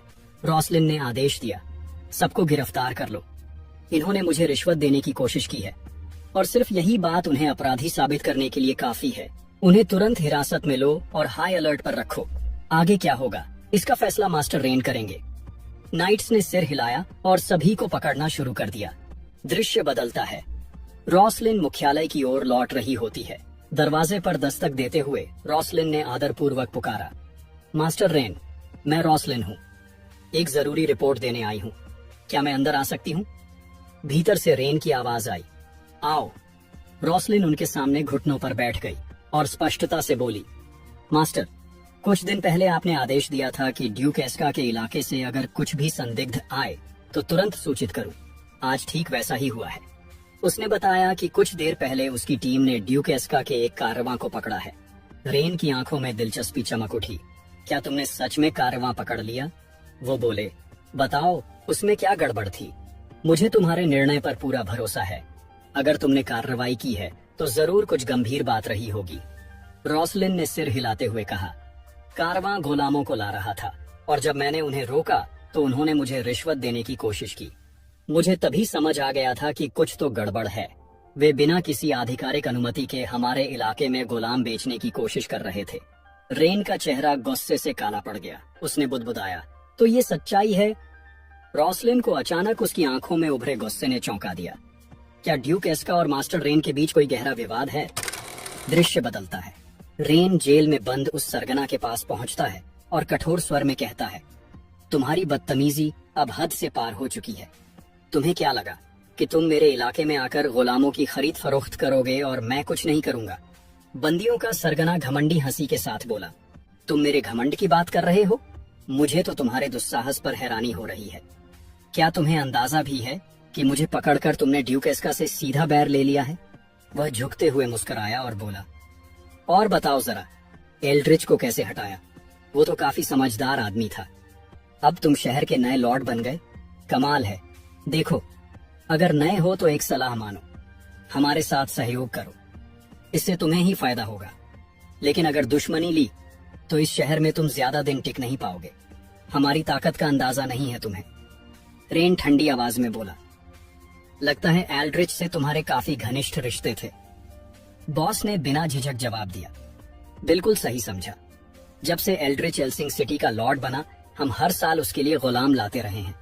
वो हमें दर्जनों गुलाम देता था जिन्हें हम साम्राज्य में बेचते थे। आज तो हम थोड़े ही लाए हैं। रेन की नजरें सख्त हो गईं। तो तुम कह रहे हो कि इस बार कम गुलाम लाए हो? बाकी कहाँ छिपाए हैं? जगह बताओ, वरना अंजाम भुगतने के लिए तैयार हो जाओ। बॉस व्यंग्य से मुस्कुराया, ओह, जानना है तो घुटनों पर बैठो और भीख मांगो, तब भी नहीं बताऊंगा। तुम होते कौन हो जो मैं तुम्हें जवाब दूं? रेन उसके पास जाकर तेज स्वर में बोला, क्या तुम्हारी अकल ठिकाने पर नहीं है? तुम मेरी हिरासत में हो और तुम्हारी जान अब मेरी मुट्ठी में है, फिर भी ये घमंड? उसने मुट्ठी कसते हुए कहा, अगर तुमने बकवास बंद नहीं की तो जिंदगी भर पछताओगे। मैं तुम्हें जिंदा भी छोड़ सकता हूँ और अभी के अभी खत्म भी कर सकता हूँ। बॉस ने ठोड़ी ऊंची की और चुनौती भरे स्वर में कहा, छू कर तो देखो, ड्यूक इसका मुझे बचाएगा। अगर तुमने मुझे मारा तो वो तुम्हें खोज कर मारेगा। वो इस शहर में घुसकर तुम्हारा अंत कर देगा और तुम कुछ नहीं कर पाओगे। रेन ठंडी हंसी के साथ जवाब देता है, लगता है तुम भूल रहे हो, ये मेरी जमीन है। अगर ये ड्यूक एस्का की जगह होती तो शायद तुम बच जाते, लेकिन यहाँ उसका कोई वजूद नहीं। बॉस ने ताना मारते हुए कहा, नाटक बंद करो लड़के, तुम्हारे ब्लफ में अच्छे से समझता हूँ। अगर तुम्हारे पास दम होता तो अब तक कुछ कर चुके होते। मेरा वक्त बर्बाद मत करो, बस बताओ कितने पैसे चाहिए तुम्हें और सौदा खत्म करते हैं। बहुत हो गई ड्रामा। रेन ने पास खड़ी लिया की तरफ देखा और बोला, ये आदमी तो पागल हो चुका है, लगता है अब इसे अकल ठोक के ही देनी पड़ेगी। लिया ने बिना झिझक चाकू निकाला और शांत स्वर में बोली, समझ गई यंग मास्टर, मुझे पता है अब क्या करना है। उसने चाकू को उछाला और वो सीधा सरगना के कंधे में जाकर धंस गया। वह दर्द से कराहते हुए जमीन पर गिर पड़ा। अब वह बुरी तरह डर चुका था। मन ही मन सोचता है, मैंने इसे कम आंका था। ये सच में ब्लफ नहीं कर रहा था। अगर अब नहीं बोला तो मेरी मौत तय है। कांपते हुए उसने आखिरकार कबूल किया। दक्षिणी जंगल में एक पुराना मकान है, बाकी के गुलाम वहीं छिपाए हैं। यही सब कुछ है जो मुझे पता है। प्लीज मुझे मत मारो। रेन लिया की ओर देखता है और वहां से आगे बढ़ता है। रॉस को कहो कि घुड़सवार दल तैयार करे। हम अभी दक्षिणी जंगल की ओर रवाना हो रहे हैं। देखते हैं कि इन नीचों ने हमारी धरती पर कितना झर फैलाया है और कितने निर्दोषों को कैद कर रखा है। रेन का स्वर अब मौत की तरह ठंडा हो गया। उम्मीद है कि तुमने झूठ नहीं बोला, वरना जब मैं लौटूंगा तो तुम्हारी जिंदगी को ऐसा बना दूंगा कि मौत के लिए तरसोगे, लेकिन वो भी तुम्हारे नसीब में नहीं होगी। रेन और उसकी टोली जैसे ही रवाना हुई, पीछे से बंदी सरदार दांत पीसता हुआ सोचने लगा, कह लो जो कहना है लड़के, मैं जानता हूं तुम लौट कर नहीं आओगे। वहां तुम्हें गुलाम तो मिलेंगे, लेकिन साथ ही हमारे हत्यारे भी तुम्हारी राह देख रहे होंगे। जब तक तुम समझोगे, तुम्हारा सिर तुम्हारे शरीर से अलग हो चुका होगा। अगर तुमने मेरा प्रस्ताव मान लिया होता तो खूब मुनाफा कमा सकते थे, लेकिन अब तुम अपनी मौत के मुंह में जा रहे हो। कुछ ही देर में रेन का दल जंगल के किनारे पहुंच चुका था। एक पुरानी जर्जर सी दिखने वाली झोपड़ी उनके सामने थी। रोसलिन ने चारों ओर नजर दौड़ाई और चिंतित होकर बोली, मास्टर रेन, लगता है बंदी सरदार झूठ नहीं बोल रहा था। इस जगह की हालत देखकर साफ पता चलता है कि हाल ही में यहाँ काफी लोगों की आवाजाही हुई है। रेन ने कड़क आदेश दिया, घर को चारों तरफ से घेर लो। एक भी आत्मा बचकर नहीं निकलनी चाहिए, न भूलवश न किस्मत से। जैसे ही वह खुद झोपड़ी की ओर बढ़ा, रोसलिन ने आगे बढ़कर रास्ता रोक लिया। युवराज, कृपया रुकिए, पहले मैं दरवाजा खोलती हूँ। दरवाजा खुलते ही दृश्य ने सभी को सन्न कर दिया। भीतर दर्जनों डरे सहमे गुलाम कोने में सिकुड़े हुए थे।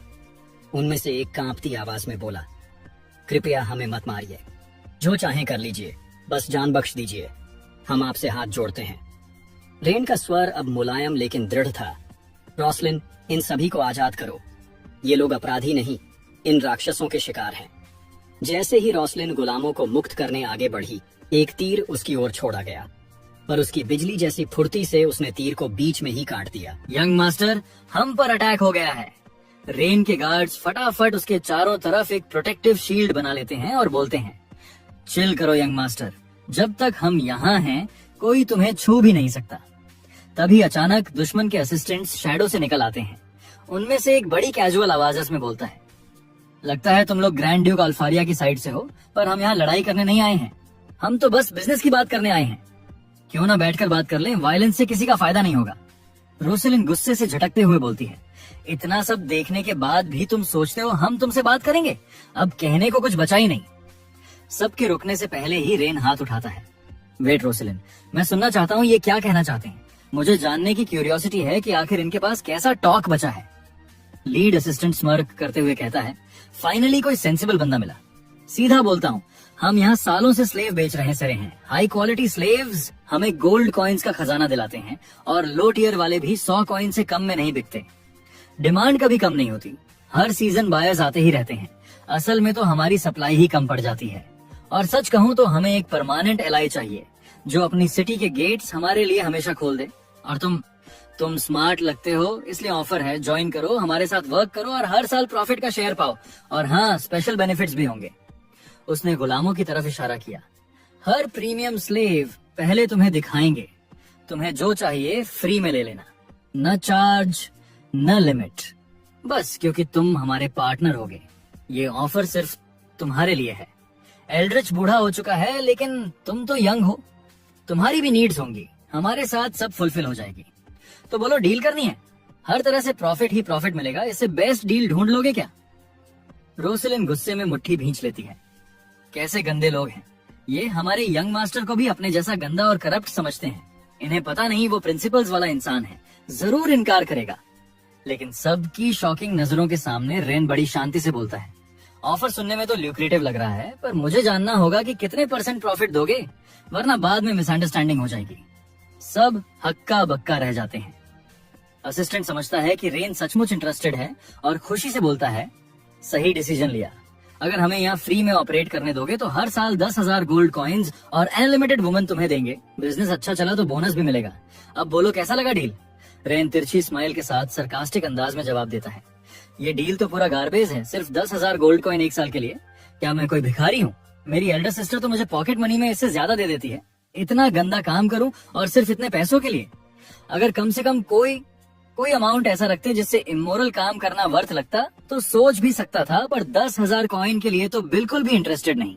असिस्टेंट शॉक होकर बोलता है, तुम्हें 10,000 गोल्ड कॉइन कम लग रहे हैं माने? वो समझाता है कि ये बहुत बड़ी डील है, लेकिन अब वो खुद क्यूरियस है कि रेन कितना चाहता है। रेन कॉन्फिडेंट एक्सप्रेशन के साथ बोलता है, मैं ग्रीडी नहीं हूँ, मेरे पास पहले से काफी मनी है।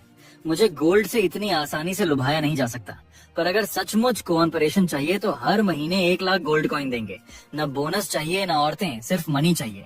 और ये मेरी फाइनल प्राइस है, कोई नेगोशिएशन नहीं। असिस्टेंट का चेहरा गुस्से से मरोड़ जाता है। 1 lakh gold coin per month? ये तो पागलपन है। स्लेव्स बेचकर साल भर में भी इतना नहीं कमाया जाता, और अब तुम महीने में इतना मांग रहे हो? मजाक कर रहे हो क्या?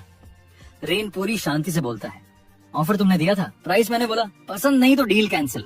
और अगर हम डील नहीं कर रहे तो मतलब तुम मेरी टेरिटरी में इलीगल काम करने आए हो, और इस सिटी का लॉर्ड होने के नाते तुम्हें सबक सिखाना मेरी जिम्मेदारी है। रोसलिन, शॉट्स स्टार्ट करो अब, और इन घिनौने चेहरों को देखने का मूड नहीं। सोल्जर्स अपने बोधे उठाकर रेडी हो जाते हैं। असिस्टेंट पैनिक होकर बोलता है, सर गलत समझ रहे हो, हम पैसे नहीं देंगे ऐसा नहीं कह रहे, बस हमें इतनी बड़ी अमाउंट अप्रूव करने का अथॉरिटी नहीं है। टाइम दीजिए, हम ड्यूक एस्का से बात करके वापस आते हैं और डील सेट करते हैं। अंदर ही अंदर वो रेन को कोसता है, सोचता है बाहर निकलकर ड्यूक की आर्मी के साथ वापस आएगा और तब रेन उसके सामने निकैप होकर भी कम में डील करेगा।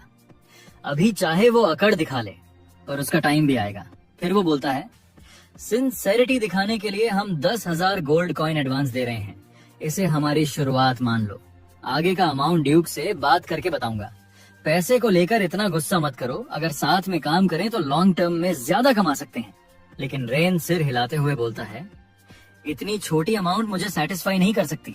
रोसलिन, क्या वेट कर रही हो? Attack time. रोसलिन तुरंत आर्डर देती है और आर्चर्स एरो फायर करने लगते हैं। एनर्जी बदलते ही असिस्टेंट पैनिक में अपने लोगों से चिल्लाता है, भागो, ये लोग डील नहीं चाहते, हमें मारना चाहते हैं, बैक गेट से निकलो। और उनकी टीम भागती है। असिस्टेंट ऑन ऑर्डर करता है कि रियर हिल पर रीग्रुप करेंगे। रोसलिन पीछा करते हुए अपने आर्चर्स को कहती है, किल मत करना, बस पैरों को टारगेट करो, भागने ना पाए। आर्चर्स उसके कमांड पर एरो की बारिश कर देते हैं, लेकिन असिस्टेंट वाटर शील्ड बनाकर कई एरो ब्लॉक कर देता है और कॉन्फिडेंटली चिल्लाता है, हम इतने वीक नहीं कि इतनी आसानी से कैप्चर हो जाएं।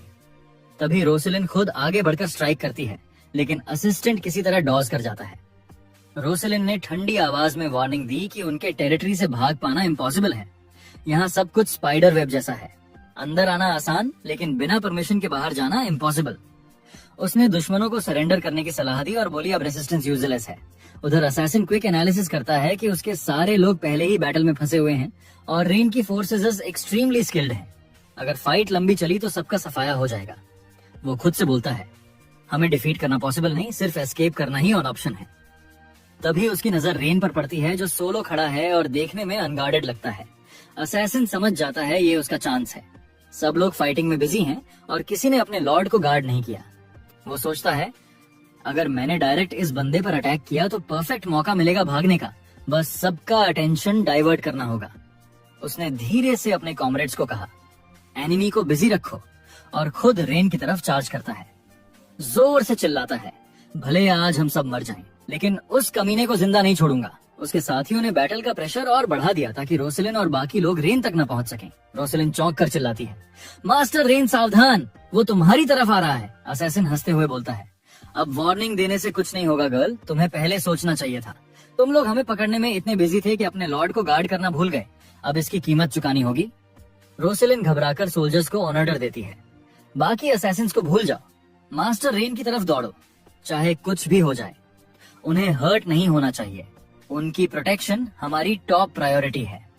सोल्जर्स दौड़ते हैं लेकिन दूरी ज्यादा है और असैसिन पहले ही डेंजरसली क्लोज पहुंच चुका है।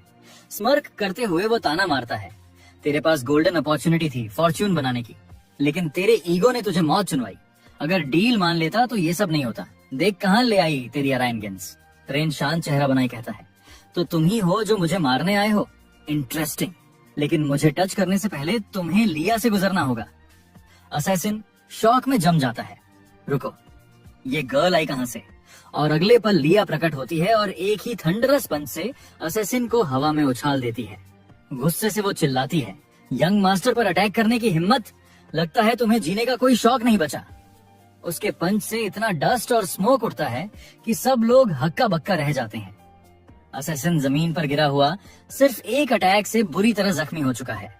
वो कराहते हुए समझता है कि ये गर्ल कोई नॉर्मल मेड नहीं बल्कि वॉरियर है। अब उसे समझ आता है क्यों रेन इतनी कॉन्फिडेंस के साथ बिना हिले खड़ा रहा। गुस्से में कहता है कि उसने कभी किसी से इतनी नफरत फील नहीं की जितनी अब रेन से कर रहा है। अब चाहे कुछ भी हो जाए, आज वो उसे मारकर ही दम लेगा। आंखों में आग भरकर फिर से चार्ज करता है, लेकिन इससे पहले कि वो पास आ पाता, लिया का एक किक उसे फिर से हवा में उछाल देता है। जमीन पर गिरकर वो हैरान रह जाता है कि एक गर्ल में इतनी ओवरवेलमिंग पावर कैसे हो सकती है, और अगर वो इतनी पावरफुल है तो मेड क्यों बनी हुई है। तभी रेन के सोल्जर्स पहुंचकर उसे सराउंड कर लेते हैं और बोलते हैं, फाइनली इस कमीने को पकड़ ही लिया, कितना स्ट्रगल करना पड़ा। दूसरा सोल्जर जोड़ता है, इसमें सच में गजब की हिम्मत है जो हमारे मास्टर पर इतना बोल्ड अटैक किया। जैसे ही सिचुएशन कंट्रोल में आती है, लिया आगे बढ़ती है और असैसिन को सीधे बोलती है, तुमने यंग मास्टर रेन पर अटैक करने की हिम्मत की, इस पाप को मैं कभी फॉरगिव नहीं कर सकती। जब तक तुम्हें अपनी ही हाथों से खत्म न कर दूंगी, मुझे चैन नहीं मिलेगा।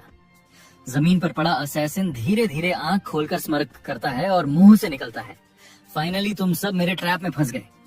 और अचानक एक डैगर निकालकर सीधा रेन की तरफ फेंक देता है।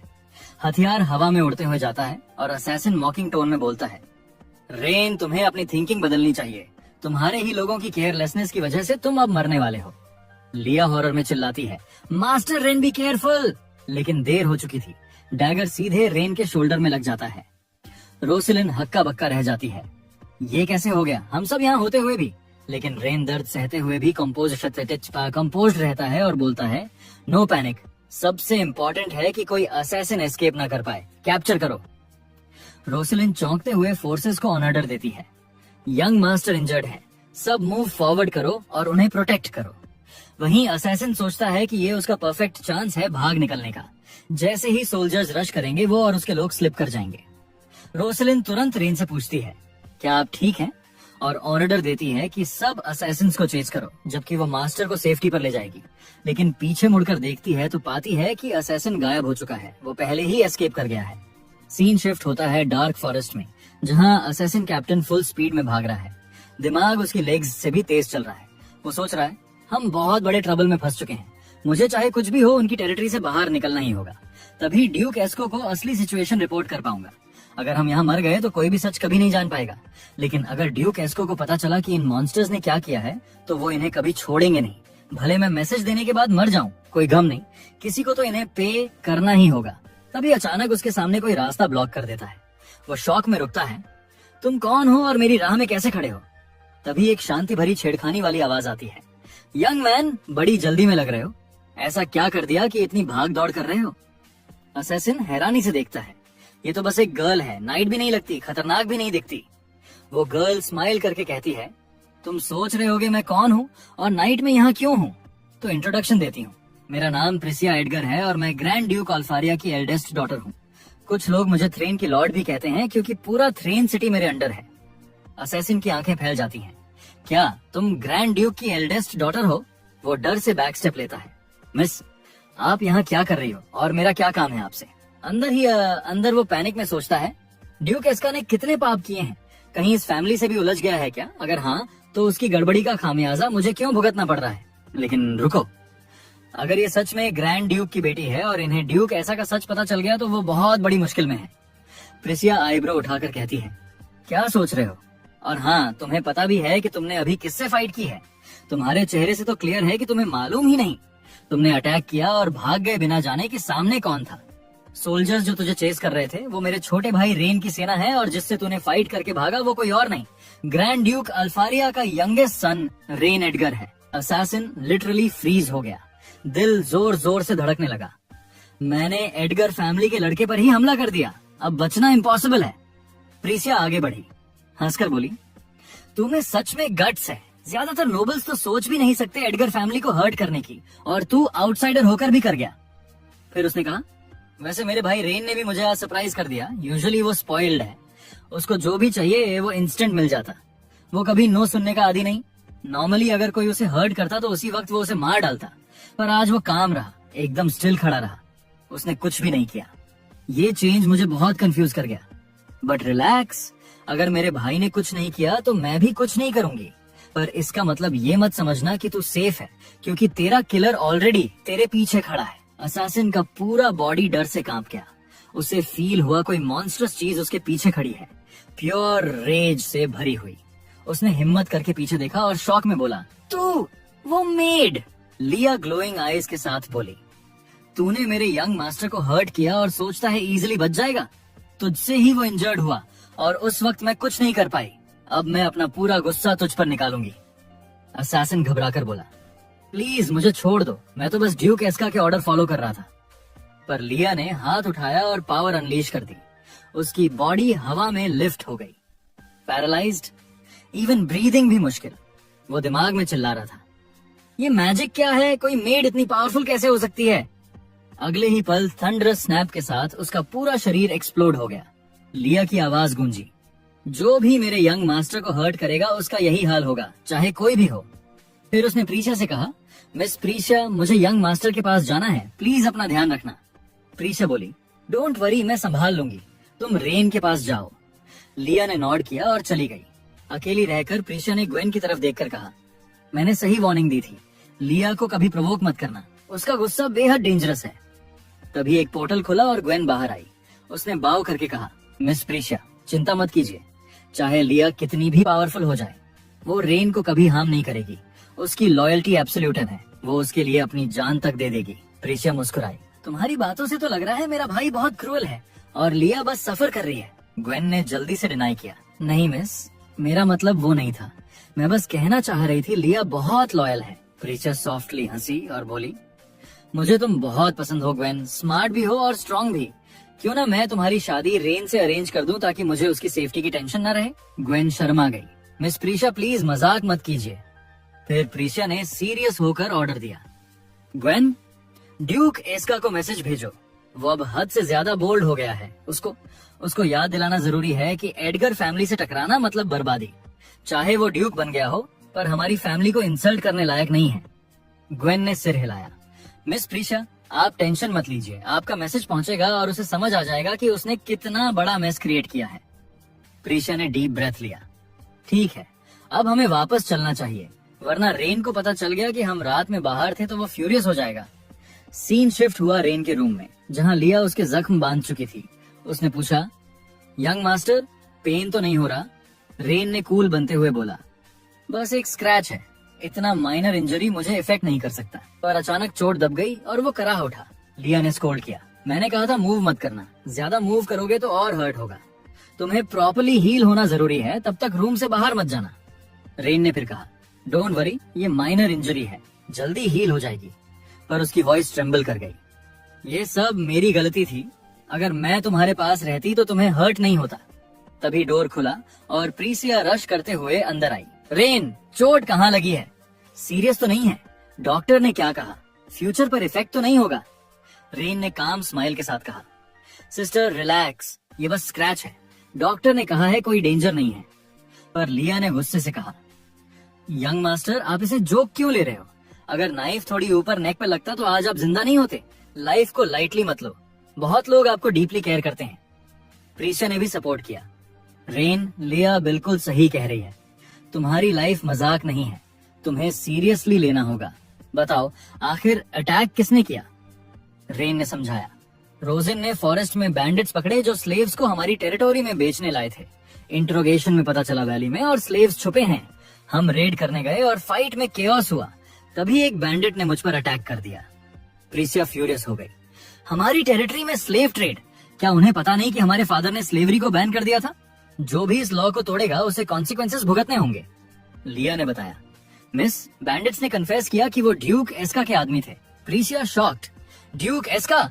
वो कावर्ड हमारे सामने बोल भी नहीं पाता और अब हमारी लैंड में स्लेव्स बेचने भेजा। रेन ने सिर हिलाया, हाँ, और उसने जानबूझकर हमारी सिटी को टारगेट किया क्योंकि पहले ये एल्ड्रिच के कंट्रोल में थी। एल्ड्रिच की करप्शन ने इस टेरिटरी को बर्बाद किया और शायद वो ड्यूक एस्का के साथ मिल गया था। प्रीशिया बोली, अगर एल्ड्रिच ने बेट्रेयल नहीं किया होता तो आज ये सब नहीं होता। पर अब एक चीज पक्की है, ड्यूक एस्का के आदमी दोबारा हमारी टेरिटरी में कदम नहीं रखेंगे। फिर प्रीशिया ने रेन से पूछा, तुम्हें क्या प्लान है उन लड़कियों के लिए जिन्हें तुमने बचाया है? रेन ने कहा, फिलहाल वो सुरक्षित जगह पर हैं। कल मैं खुद जाकर देखूंगा वो कैसी हैं। हमारी टेरिटरी लगातार लड़ाइयों से कमजोर हो गई है, मजदूरों की भारी कमी है। अगर उन लड़कियों के पास घर या परिवार है तो मैं उन्हें सुरक्षित वहां तक पहुंचाऊंगा, लेकिन अगर नहीं तो मैं पहले उन्हें एजुकेशन और स्किल्स सिखाऊंगा ताकि वो यहाँ सिटी में आराम से जी सकें। प्रीशिया मुस्कुराई, ये बहुत अच्छा आइडिया है। वो सब अभी बहुत छोटी हैं, लेकिन अगर सिटी के लिए काम करेंगी तो डेवलपमेंट में बड़ा रोल निभा सकती हैं। और सबसे जरूरी, यहाँ रहकर वो सुरक्षित रहेंगी और उन्हें एक बेटर लाइफ मिलेगी। सच कहूँ छोटे भाई, तुम शहर को मैनेज करने में सचमुच कमाल हो।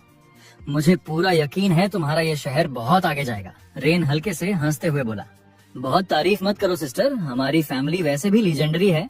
मैं तो बस उनके साथ खड़े रहकर खुद को पुश करता हूँ। प्रीशिया ने स्माइल की और बोली, अब तुम रेस्ट करो और याद रखो, सबसे पहले अपनी सेफ्टी को प्रायोरिटी देना। हमारे लिए टेरिटरी, पैसा, यहाँ तक कि फैमिली नेम भी सेकेंडरी है। सबसे इम्पोर्टेंट तुम्हारी जान है। अगर तुम्हें कुछ हो गया तो एडगर फैमिली कभी रिकवर नहीं कर पाएगी। याद रखना, तुम इस फैमिली का दिल हो। रेन ने सिर हिलाकर वादा किया, मैं याद रखूंगा सिस्टर, टेंशन मत लो। यहाँ मुझे कुछ नहीं होगा, लेकिन हमारे दुश्मनों के लिए मुसीबत पक्की है।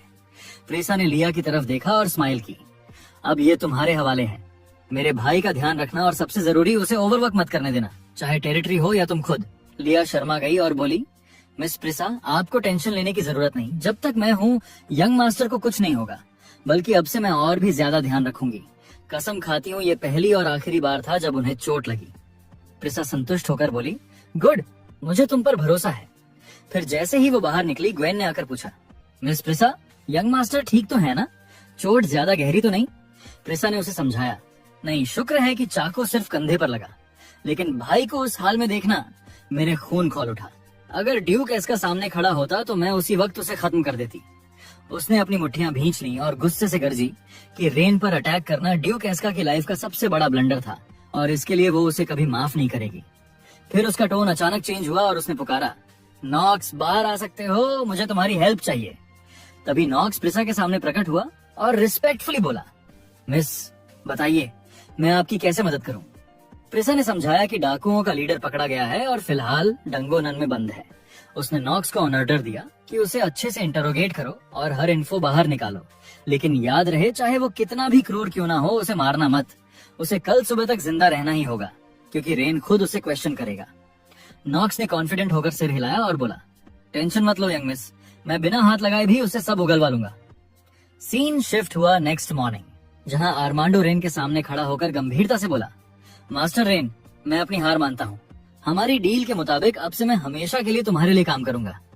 तभी रेन ने उसकी तरह एक्ट करते हुए कहा, मैं आर्मांडो हूँ और मैं मरना पसंद करूंगा, लेकिन किसी नोबल की गुलामी नहीं करूंगा। सारे नोबल्स करप्ट और गंदे हैं। मेरे अपने आइडियाज हैं और मैं इतना नीचे नहीं गिरूंगा कि किसी के नीचे काम करूं। भूखा मरना बेहतर है बजाय किसी नोबल के आगे झुकने के। ये सुनकर आर्मांडो का गुस्सा 7वें आसमान पर था और तभी रेन का जख्म अचानक दर्द करने लगा। वो तड़प कर बोला, ये घाव अभी भी बहुत दर्द करता है। आर्मांडो ने मन में सोचा कि इस आदमी के आगे हार मानना उसकी सोच से भी ज्यादा हार्ड है। पहले वो रेन को ना समझता था, लेकिन सच में रेन उससे कहीं ज्यादा स्मार्ट और कैपेबल निकला। रेन चुपचाप आर्मांडो को देख रहा था और सोच रहा था, शुरुआत में आर्मांडो की लॉयल्टी बहुत कम थी, लेकिन अब ये 95 पर पहुंच चुकी है और ये सिर्फ बेट हारने की वजह से नहीं है, बल्कि अब ये सच्ची कमिटमेंट है। अगर मैं नॉर्मल नोबल होता तो इसे गधे की तरह घटवाता, पर किसने कहा कि मैं ऐसा नहीं करने वाला। अब दिखाता हूँ इसे ओवरटाइम का असली मतलब। तभी आर्मांडो ने साइलेंस तोड़ा और ईमानदारी से बोला, मास्टर रेन, मुझे पता है मैं गलत था, प्लीज मेरे साथ मजाक मत करो, बस ये बताओ मुझे करना क्या है। रेन सीरियस होकर बोला, हाँ मैं पहले मजाक कर रहा था, लेकिन अब मैं सच पूछ रहा हूँ। क्या तुम सच में मेरे साथ काम करना चाहते हो? समझ लो, तुम मेरे लिए नहीं, मेरे साथ काम करोगे। हम सब मिलकर इस सिटी को बेहतर बनाने के मिशन पर हैं। तो बताओ, क्या तुम इस मिशन का हिस्सा बनोगे? आर्मांडो भावुक होकर बिना सोचे बोले, हाँ मास्टर रेन, अब मेरे सारे शक खत्म हो गए हैं। मैं पूरी लॉयल्टी से आपके साथ और आपके लिए काम करूंगा। आज से मेरी पूरी निष्ठा आपके नाम। तभी सिस्टम ने रेन को इन्फॉर्म किया कि अब उसके पास 2 फुल्ली लॉयल सबऑर्डिनेट्स हैं। रेन स्माइल करते हुए बोला, तो फिर देर किस बात की? तुम्हारा काम आज से ही शुरू होता है। तुम हमारी सिटी के पहले वर्कशॉप के डायरेक्टर हो। आर्मांडो शॉक्ड रह गया। Workshop director? पर इसका मतलब भी क्या है यंग मास्टर? आप भूल रहे हैं क्या, मैं तो अल्केमिस्ट हूँ, अल्केमी के अलावा मुझे और कुछ नहीं आता। रेन ने उसे एक ब्लूप्रिंट थमाया और कहा, इसे देखो, तुम्हें सब समझ आ जाएगा। अब जब डैम पूरा हो चुका है तो हमारा नेक्स्ट गोल इंडस्ट्रियलाइजेशन है, और इसके लिए हमें बहुत सारे स्टीम इंजन चाहिए। ये उसी का डिजाइन है। आर्मांडो ब्लूप्रिंट देखकर हक्का बक्का रह गया। यहाँ तक कि मेरे गुरु मेज लाइसल भी एक सही स्टीम इंजन डिजाइन नहीं बना पाए थे, लेकिन यंग मास्टर रेन ने ये आसानी से कर दिया।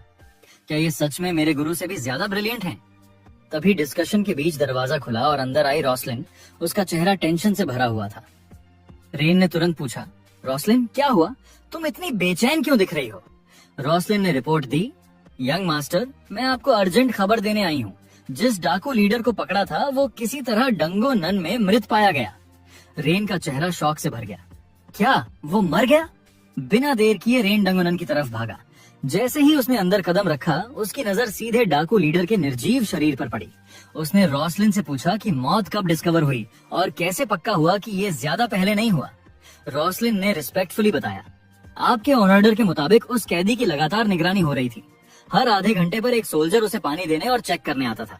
बस 30 मिनट पहले असाइन सोल्जर ने पाया कि वो पहले से ही मर चुका था। रिपोर्ट मिलते ही मैं तुरंत आपको बताने दौड़ी। तभी रेन की नजर डंगोनन की दीवार पर लिखे एक अजीब मैसेज पर पड़ी। उसने कहा, ये जिसने भी मारा है उसने नोट छोड़ दिया है। कोई बता सकता है इसका मतलब क्या है? तभी सेलिना आगे आई और मैजिक पावर से उन अजीब सिंबल्स को रिकॉर्ड करने लगी। उसने बताया कि ये मैसेज ब्लैक मैजिक से लिखा गया है। उसने रिवील किया कि अभी हाल में ही एक ब्लैक मैज यहाँ घुसा था और बिना शक वही इस किलिंग के पीछे है। रॉसलिन शॉक्ड होकर बोली, ब्लैक मैज? लेकिन वो तो बेहद रेयर होते हैं। वो सिर्फ एक मामूली डाकू को मारने यहाँ क्यों आएगा? रेन ने गंभीरता से कहा, ब्लैक मैज हमारी सिटी में भी हैं। जब मुझे टैलेंटेड लोग चाहिए होते हैं तब वो कहीं नहीं दिखते, और जब जरूरत नहीं होती तो शहर उन्हीं से भरा लगता है। सच कहूँ तो मुझे इनके बारे में ज्यादा पता नहीं। तुम लोग बताओ, ये आखिर करते क्या हैं? लिया तुरंत बोली, मास्टर यहाँ से तुरंत निकलो। ब्लैक मैज सबसे लो लेवल और घटिया किस्म के जादूगर होते हैं जो फॉरबिडन और गंदी कलाओं में हाथ डालते हैं। सिर्फ इनके पास रहना भी इंसान को बीमार कर सकता है, और जिस जगह से ये गुजरते हैं वहाँ रुकना भी नुकसानदायक होता है। आपने अभी अभी सीरियस इंजरी झेली है, आपके लिए यहाँ रुकना खतरनाक है। रेन ने उसे हल्के में लेते हुए कहा, तुम ओवर रिएक्ट कर रही हो लिया। ज्यादातर बीमारियां गंदे और गीले माहौल से फैलती हैं, लेकिन हमारा डंगो नन क्लीन और ड्राई है। ऐसी जगह बैक्टीरिया पनप ही नहीं सकता तो डेंजर कैसे हो सकता है? लेकिन सेलिना ने लिया का सपोर्ट करते हुए कहा, नहीं, मैं भी हवा में नेगेटिविटी महसूस कर रही हूँ। लिया गलत नहीं है, यहाँ रहना डेफिनेटली सेफ नहीं है। हमें फौरन निकलना होगा। उसने एक्सप्लेन किया कि ब्लैक मैज लाइट और डार्कनेस के बीच की ग्रे लाइन पर चलते हैं। उनके तरीके देखने में सिंपल लगते हैं, लेकिन असल में बेहद खतरनाक होते हैं। एक नॉर्मल मैज का वार शरीर को चोट देता है और समय के साथ ठीक हो जाता है, लेकिन ब्लैक मैज का वार अलग होता है। पहले तो दर्द भी नहीं होता, लेकिन धीरे धीरे अंदर से इंसान को खा जाता है। रेन चुपचाप सोच में डूबा था। तो ब्लैक मैज प्लेग तक फैला सकते हैं, मतलब ये बैक्टीरिया जैसी चीजों पर काम करते हैं, लेकिन इस वर्ल्ड में साइंस ना होने से लोग इन्हें मॉन्स्टर समझते हैं। सेलिना ने आगे कहा कि अभी भी हमें नहीं पता ब्लैक मैज ने डाकू लीडर को क्यों मारा। अगर सिर्फ चुप कराने के लिए किया तो शायद ज्यादा वॉरी करने की बात नहीं, लेकिन अगर इसके पीछे और इरादा था तो हम सीरियस ट्रबल में फंस सकते हैं। सेलिना ने कहा कि अभी तक ये क्लियर नहीं है कि ब्लैक मेज ने बैंडिट लीडर को क्यों मारा। अगर सिर्फ उसको चुप कराने के लिए किया तो टेंशन कम है, लेकिन अगर इसके पीछे कोई और रीजन है तो हम बड़े ट्रबल में हैं। रेन ने पूछा कि और क्या रीजन हो सकता है। सेलिना ने एक डार्क थ्योरी रखी। शायद असली टारगेट रेन खुद था और ये सब किसी ग्रैंड स्कीम का हिस्सा था, इसलिए उन्हें यहाँ से निकलना चाहिए। बाद में रेन एस्लिंग सिटी के ऑर्फनेज पहुंचा, जहाँ बच्चों के सामने खड़ा होकर बोला, मेरा नाम रेन एडगर है और मैं एस्लिंग सिटी का सिटी लॉर्ड हूँ। कल मैंने तुम्हें बैंडिट से बचाया था और आज तुमसे बात करने आया हूँ। तुम्हारे पास दो ऑप्शन हैं। पहला, अगर किसी को अपना घर याद है तो मुझे बताओ, मैं पर्सनली तुम्हें सेफ वहाँ पहुँचा दूंगा।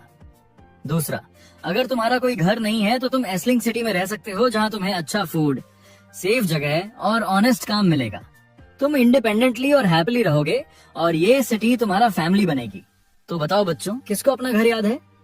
लेकिन सारे बच्चे डर से चुप थे। रेन ने सॉफ्टली पूछा, क्या हुआ, किसी को अपना घर याद नहीं? तब सेंट एरा आगे आई और बोली, यंग मास्टर, ये भूले नहीं है। बस ये लड़कियां इतनी छोटी उम्र से घर से छिनी गईं कि ट्रस्ट करना ऑलमोस्ट इम्पॉसिबल हो गया है। इन्होंने सिर्फ पेन और मैनिपुलेशन ही देखा है। इनोसेंट होने के बावजूद इनकी लाइफ ने इन्हें तोड़ दिया है, इसलिए ये डर रही हैं। इनका ट्रस्ट जीतने में टाइम लगेगा। रेन ने नॉड किया और बोला, थैंक यू सेंट एरा, मुझे आइडिया है। चलो पहले किचन चलते हैं, किड्स को कुकीज खिलाते हैं, शायद कुछ याद आ जाए। फिर रेन कुकीज लेकर लौटा और बोला, ये सिटी की सबसे टेस्टी कुकीज हैं, खाओ और एंजॉय करो और मुझे अपने बिग ब्रदर की तरह समझो। जब तक मैं हूँ कोई तुम्हें हर्ट नहीं कर सकता। एक लड़की ने हिम्मत करके खाया और बोली, ये तो बहुत डिलिशियस है। फिर सबने खाना शुरू कर दिया और उनके फेसेस पर फियर की जगह स्माइल आ गई। रेन ने बोला, चलो अब एक गेम खेलते हैं, ट्रूथ और डेयर। ये सिंपल और फन है। कार्ड्स उठाओ और जो लिखा है करो या जवाब दो। हर बार करने पर तुम्हें एक कुकी मिलेगी। सब एक्साइटेड होकर खेलने लगे और कुछ घंटों बाद माहौल बदल गया। फाइनली एक लड़की ने कहा, मेरा नाम मिया है, मैं ईस्ट सिटी की हूँ और मेरे पापा का नाम ग्लेन मैक्सवेल है। रेन ने मुस्कुराकर कहा, मिया, तुमने बहुत करेज दिखाया है, जल्द ही तुम अपने फैमिली से मिलोगी। फिर उसने सेंट इसेरा को बच्चों की रिस्पॉन्सिबिलिटी दी कि उन्हें सेफ वापस पहुंचाया जाए। सेंट इसेरा बोली, डोंट वरी, चर्च सब संभाल लेगा। रेन ने बाकी बच्चों को देखा और सोचा कि जब तक उन्हें अपना घर याद नहीं आता तब तक रिस्पॉन्सिबिलिटी उसकी है। कोई बात नहीं, वो उन्हें ट्रेन करेगा और शायद फ्यूचर में इनमें से कोई बहुत स्ट्रांग निकले तो उसका मिशन और आसान हो जाएगा। उसने हर बच्चे को ध्यान से ऑब्जर्व करना शुरू किया और मन में बोला। काफी सारे लोगों को चेक करने के बाद वो काफी डिसअपॉइंटेड था, क्योंकि किसी में भी वो खास बात नहीं दिखी। सच बोलूं तो ट्रू टैलेंट ढूंढना तो ऐसे था जैसे कोयले की खान में डायमंड खोजना। रेयर और सुपर मुश्किल, सब नॉर्मल लग रहे थे। लेकिन फिर उसकी नजर एक लड़की पर अटक गई जो साइड में चुपचाप बैठी थी। वो हैरान रह गया, वेट, ये क्या है? उस लड़की का नाम अली फेरानो था और उसकी उम्र सिर्फ 17 साल थी। मैजिक पावर पूरे 88 पॉइंट्स और स्ट्रेंथ सीधा 90 पॉइंट्स। मतलब स्टैट्स से लेकर लुक्स तक हर चीज में वो कंप्लीटली आउटस्टैंडिंग थी। सीन रात में शिफ्ट होता है जहां प्रिका की मीटिंग नॉक्स से हो रही थी। उसने उसे याद दिलाया कि उसने क्लियरली ऑर्डर दिया था कि बैंडिट लीडर को किल मत करना, तो फिर वाई वो मरा। नॉक्स बोला कि उसने तो ब्लैक मैजिक से बस टॉर्चर किया था और उसे आधा जिंदा छोड़ दिया था, डेथ उसकी वजह से नहीं हुई। प्रिका ने पूछा कि उस आदमी ने कुछ रिवील किया क्या। नॉक्स रिग्रेट के साथ बोला कि उसने लिटरली कुछ नहीं बताया, चाहे जितना भी टॉर्चर किया फिर भी वही बोलता रहा कि वो बस ड्यूक एस्का के लिए लड़कियां लाता था और कुछ नहीं। प्रिका सोच में पड़ गई कि अगर उसके पास इन्फो नहीं था तो फिर कोई उसे किल करने का रिस्क क्यों लेगा। नॉक्स ने एक्सप्लेन किया कि शायद ये मर्डर किसी सीक्रेट नॉलेज की वजह से नहीं, बल्कि एक forbidden black magic spell activate करने के लिए हुआ हो, क्योंकि कुछ स्पेल्स ऐसे होते हैं जो तभी काम करते हैं जब टारगेट की मौत हो, और उस कर्स से आसपास आने वाले लोग बिना सामने लड़े ही खत्म हो सकते हैं। ये सुनकर प्रिका टेंशन में आ गई और उसने नॉक्स को वार्निंग दी कि रेन को एक्स्ट्रा प्रोटेक्ट करना। नॉक्स ने उसे भरोसा दिलाया कि जब तक वो है तब तक यंग मास्टर को कुछ नहीं होगा। प्रिका ने भी सोचा कि उसका वहां होना जरूरी है, क्योंकि ये सब रेन अकेले हैंडल नहीं कर पाएगा। फिर सीन शिफ्ट होता है ड्यूक एस्का के चेंबर में, जहां वो मजे कर रहा था। तभी एक सोल्जर आया और बोला कि एक इम्पोर्टेंट गेस्ट अर्जेंटली मिलने आया है। एस्का चौंका और पूछा कि इतनी रात को कौन आया है, तो सोल्जर ने बताया कि वो एल्ड्रिच है, एस्लिंग सिटी का सिटी लॉर्ड। ये सुनकर एस्का शॉक्ड था, क्योंकि एल्ड्रिच कभी भी ऐसे रात को नहीं आता था और जब भी आता था तो कोई एक्स्ट्रॉर्डिनरी गिफ्ट लाता था। एस्का ने सोचा कि शायद इस बार भी कोई अनमैच्ड ब्यूटी लाया होगा और वो एक्साइटमेंट से भरा हुआ उसे मिलने चला गया। एल्ड्रिच से मिलकर एस्का ने टीज किया कि इतनी रात को अगर आया है तो गिफ्ट जरूर बहुत स्पेशल होगा, लेकिन एल्ड्रिच ने सीरियस होकर बोला कि इस बार वो कोई गर्ल गिफ्ट के तौर पर नहीं लाया बल्कि एक अर्जेंट खबर देने आया है। उसने रिवील किया कि अब वो एस्लिंग सिटी का सिटी लॉर्ड नहीं रहा, क्योंकि कुछ दिन पहले ही ग्रैंड ड्यूक अल्फरिया का सबसे छोटा बेटा रेन एडगर आया और उसने उसकी सारी करप्ट एक्टिविटीज एक्सपोज कर दी, जिसकी वजह से एल्ड्रिच को सिटी से बाहर फेंक दिया गया और उसकी जान भी किसी तरह बची। एस्का शॉक में था क्योंकि उसे विश्वास नहीं हुआ कि ग्रैंड ड्यूक सिर्फ अपने बेटे की बात पर एल्ड्रिच को हटा देगा, लेकिन एल्ड्रिच ने साफ कहा कि रेन एडगर बहुत इंटेलिजेंट और श्रूड है। उसने सारे सबूत अपने पिता को दिखा दिए और अब प्रैक्टिकली वो सिटी का मालिक है। एल्ड्रिच ने और भी शॉकिंग बात बताई कि उसने सीक्रेट रूट से एस्लिंग सिटी में एंट्री ली और वहां बैंडिट लीडर को किल कर दिया, वही आदमी जो ड्यूक एस्का के लिए स्लेव्स सप्लाई करता था। एस्का को समझ आया कि अगर रेन ने उनके आदमी पकड़ लिए तो उनके सालों के इलीगल काम एक्सपोज हो चुके होंगे। एल्ड्रिच ने कंफर्म किया कि अब सबको एस्का के क्राइम्स का पता चल चुका होगा और वो अपनी जान रिस्क में डालकर सिर्फ उसे वार्न करने आया है। एस्का पैनिक मोड में था और पूछा कि क्या इसका मतलब रेन उस पर किसी भी पल पॉलिटिकल स्ट्राइक कर सकता है। एल्ड्रिच ने हाँ में सिर हिलाया और बोला, हमारा सम्राट गुलामी का सख्त विरोधी है और उसने साफ मना किया है कि कोई भी इंसानों को बेच खरीद नहीं सकता, और तुम और तुम्हारे साथी खुलेआम ये धंधा कर रहे थे। सब जानते हैं कि तुम्हारे ग्रैंड ड्यूक अल्फारिया से रिश्ते खराब हैं और रेन इसका फायदा उठाएगा, राजा तक ये खबर पहुंचा देगा। ये सुनकर एस्का के होश उड़ गए। उसने सोचा अगर सम्राट को पता चल गया तो उसका सिर कलम कर दिया जाएगा, कोई रास्ता नहीं बचेगा। वो बेताबी से बोला, तुम इतनी दूर आए हो तो जरूर कोई योजना लेकर आए हो, बताओ क्या करें। एल्ड्रिच ने कहा, हाँ मेरे पास एक ऐसा प्लान है जिससे हम सांप को मारेंगे और लाठी भी नहीं टूटेगी। उसने बताया कि रेन एडगर ने कई प्रोजेक्ट शुरू किए हैं, उनमें से एक है बांध का निर्माण। वो प्रोजेक्ट अब पूरा हो चुका है और ये हमारे लिए सुनहरा मौका है। एस्का हैरान रह गया और बोला, ये बांध क्या होता है, पहली बार सुन रहा हूँ। एल्ड्रिच ने समझाया, ये एक जगह होती है जहाँ बहुत सारा पानी रोका जाता है बाढ़ रोकने और गर्मियों में खेतों को पानी देने के लिए, मगर इसकी सबसे बड़ी खामी ये है कि अगर ये टूट जाए तो अचानक भयानक बाढ़ आ जाएगी, लोग संभल भी नहीं पाएंगे और पूरा शहर बह जाएगा। एल्ड्रिच बोला, जब शहर इस तबाही में उलझा होगा तुम गुप्त रूप से फौज भेजकर काम खत्म कर दो। 2 संकट एक साथ कोई नहीं झेल पाएगा और रेन हमेशा के लिए खत्म हो जाएगा। ये सुनकर एस्का गुस्से में खड़ा हो गया और चिल्लाया, क्या तुम पागल हो गए हो? तुम मुझे ग्रैंड ड्यूक अल्फारिया के बेटे को मरवाने को कह रहे हो? ये तो खुदकुशी है। अगर उसे कुछ हुआ तो मेरा ही नहीं, मेरी पूरी खानदान का नामो निशान मिटा दिया जाएगा। एल्ड्रिच ने पलटकर कहा, क्या तुम ग्रैंड ड्यूक अल्फारिया से ज्यादा सम्राट से डरते हो? सोचो अगर रेन ने तुम्हारे गुनाह उजागर कर दिए तो सम्राट तुम्हें एक दिन में खत्म कर देगा और तुम्हारी जगह किसी और को बैठा देगा। उसने समझाया कि ये प्लान फुल प्रूफ है। बांध फोड़ो, अफरा तफरी मचाओ और फिर चुपचाप रेन को खत्म कर दो। सबको लगेगा वो बाढ़ में मरा और कोई शक भी नहीं करेगा। उल्टा ग्रैंड ड्यूक का नाम भी मिट्टी में मिल जाएगा और सम्राट शायद उसे भी हटा दे। फिर मैं अपनी पुरानी पोजीशन पा जाऊंगा और वादा करता हूँ कि दुनिया की सबसे हसीन औरतें तुम्हारे कदमों में लाकर रख दूंगा। मेरे कनेक्शन और जुगाड़ कभी फेल नहीं होते। एस्का ने कड़वाहट से हंसते हुए कहा, तुम सही कह रहे हो, मैं कुएं और खाई के बीच फंस चुका हूँ। जहाँ भी कदम रखूं मौत ही दिख रही है, पर शायद ये आखिरी बाजी खेलने का टाइम आ गया है। हम अभी भी जीत सकते हैं, हार मानने का सवाल ही नहीं। एसा ने भारी मन से मान लिया कि एल्ड्रिच बिल्कुल सही था। वो ऐसी स्थिति में फंस चुका था जहां आगे भी खतरा पीछे भी खतरा, जैसे कुएं और खाई के बीच में फंस गया हो। अब एल्ड्रिच की योजना पर चलना ही उसके पास एकमात्र रास्ता था। फिर सीन बदल कर आता है रेन के ऑफिस में। वहां अलिया शांत बैठी थी, कुकीज खा रही थी। रेन ने देखा कि पिछले 3 दिन से वो रोज उसकी ऑफिस में आती है, बिना कुछ बोले बस कुकीज खाती रहती है। आखिरकार रेन ने पूछा, तो कैसी लगी कुकीज, तुम्हें पसंद आई? अलिया थोड़ी सी जड़ हो गई पर कुछ बोली नहीं। रेन ने मन ही मन सोचा, लगता है तो उसके साथ कुछ बहुत बुरा हुआ है। वो घटिया बैंडिट्स ने शायद उसे इतना ट्रॉमेटाइज कर दिया कि अब वो बोलने से भी डरती है। रेन ने मन में कसम खाई, उन्हें मैं यूं ही नहीं छोड़ूंगा।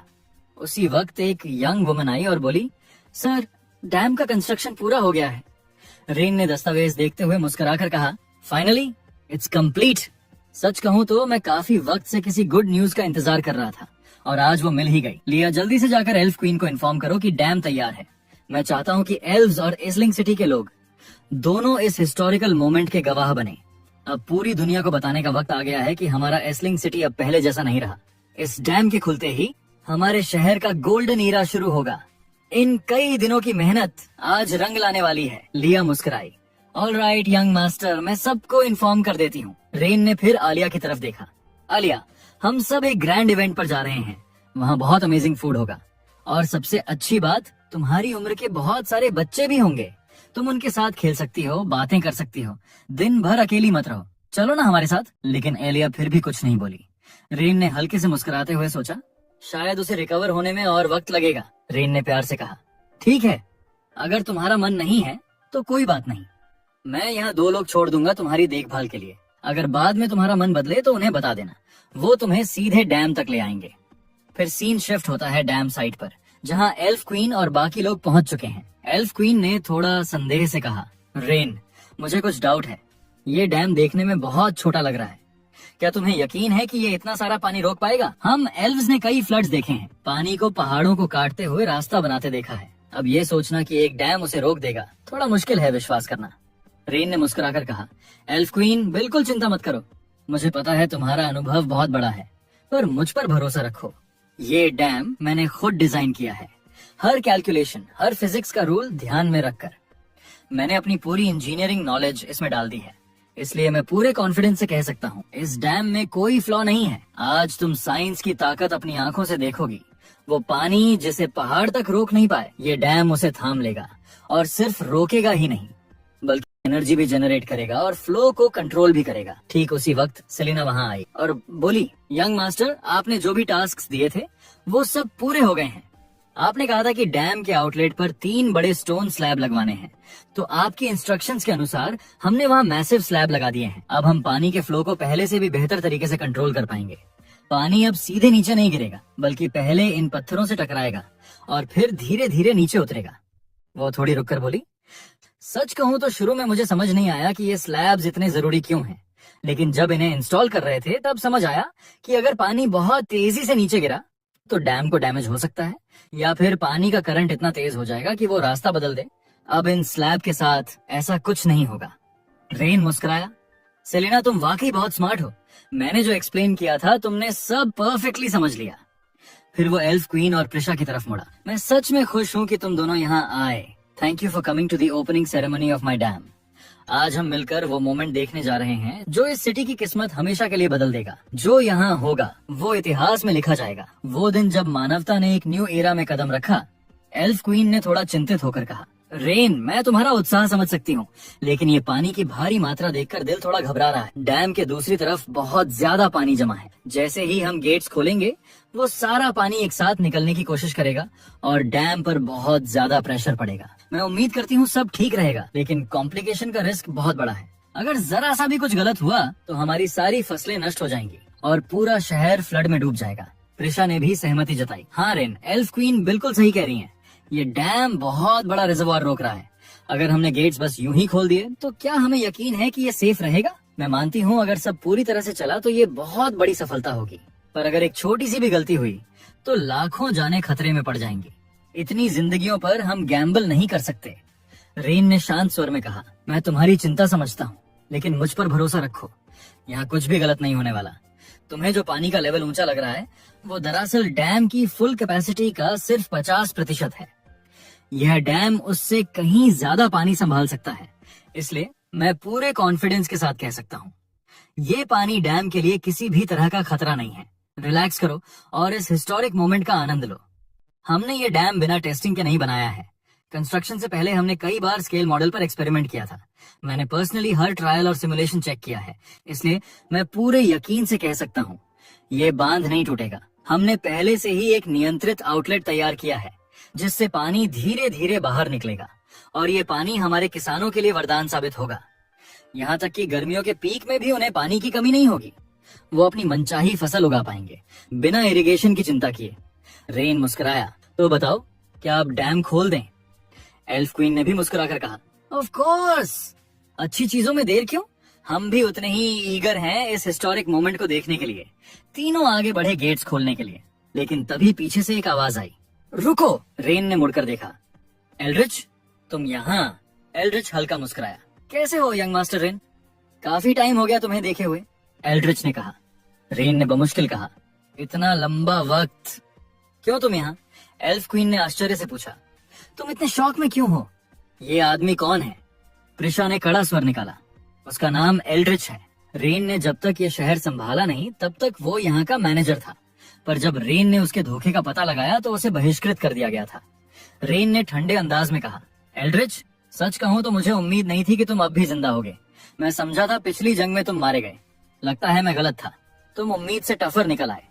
फिर भी मैं समझ नहीं पा रहा कि तुम यहाँ क्यों आए हो। एल्ड्रिच ने जवाब दिया, मास्टर रेन, अब मैं ऑर्विस एम्पायर के साथ हूँ और उन्होंने मुझे नोबल स्टेटस भी दे दी है।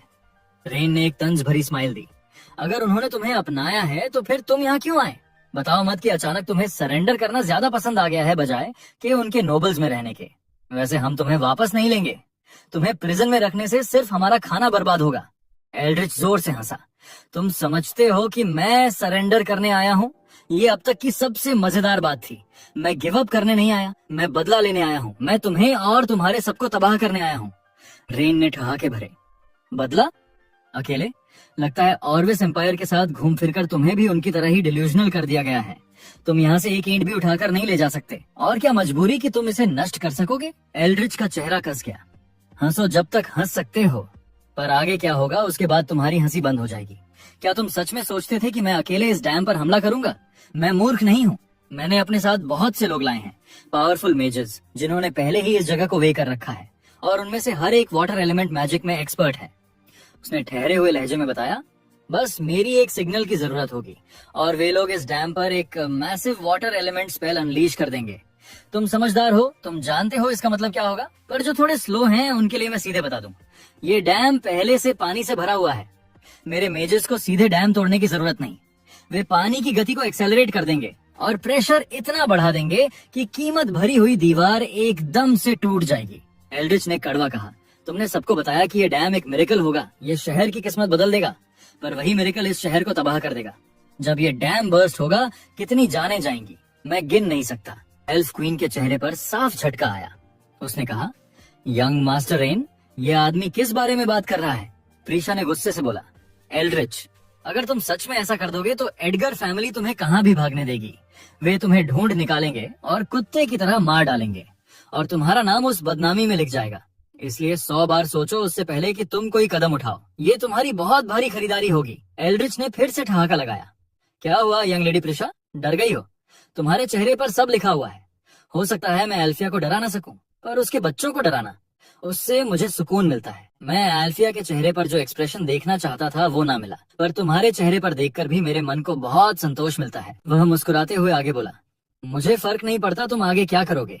फर्क बस इतना है कि आज से तुम सब बर्बाद हो जाओगे। और सबसे मजेदार बात यह है कि तुम अपनी खुद की डाउनफॉल खुद अपनी आंखों के सामने देखोगे। इतनी बात कहते ही एल्ड्रिक ने एक संकेत भेजा। उसने कहा, जैसे ही मेरे मेजर्स ये सिग्नल पाएंगे, ये डैम फट जाएगी और तुम सब मर जाओगे। हवा में एक स्याह खामोशी और टेंशन इतनी घनी कि हर दिल तेजी से धड़कने लगता है। हवा में एल्ड्रिच का सिग्नल फूटते ही आसमान में चकाचौंध सी धमक गूंजी और उसी क्षण डैम का पानी अचानक तेजी से एक्सेलरेट होने लगा। एल्फ क्वीन घबराकर चिल्लाई, यंग मास्टर रेन, हमें यहाँ से चलना होगा। अब और यहाँ रुकना सेफ नहीं है, नहीं तो हम यही मर सकते हैं। लेकिन रेन ने शांति से कहा, किसी को पैनिक करने की जरूरत नहीं। एल्ड्रिच कितना भी प्रेशर डालो या कितना भी पानी रिलीज करो, ये डैम टूटने वाला नहीं है। मैंने इसे खुद बनाया है, मैं इसकी ताकत किसी से ज्यादा जानता हूँ। एल्फ क्वीन ने हतोत्साहित होकर कहा, ये तो सबकी जिंदगी का सवाल है। हम तीनों अपने अपने इलाकों के लॉर्ड हैं और अगर हमें ये गलती भरी मूव नुकसान पहुंचाएगी तो आगे बहुत बड़ी समस्या होगी। रेन ने दृढ़ता से जवाब दिया, सच कहूं तो मैंने सोचा भी था कि मेरे दुश्मन इस डैम का यूज मेरे खिलाफ करेंगे। पहले से ही प्लान कर रखा था। हर स्टोन स्लैब को रीइंफोर्स किया गया है ताकि पानी एक्सेलरेट न कर पाए। उनकी भीतर आयरन गियर्स लगवाई गई हैं। हर कैलकुलेशन परफेक्ट है।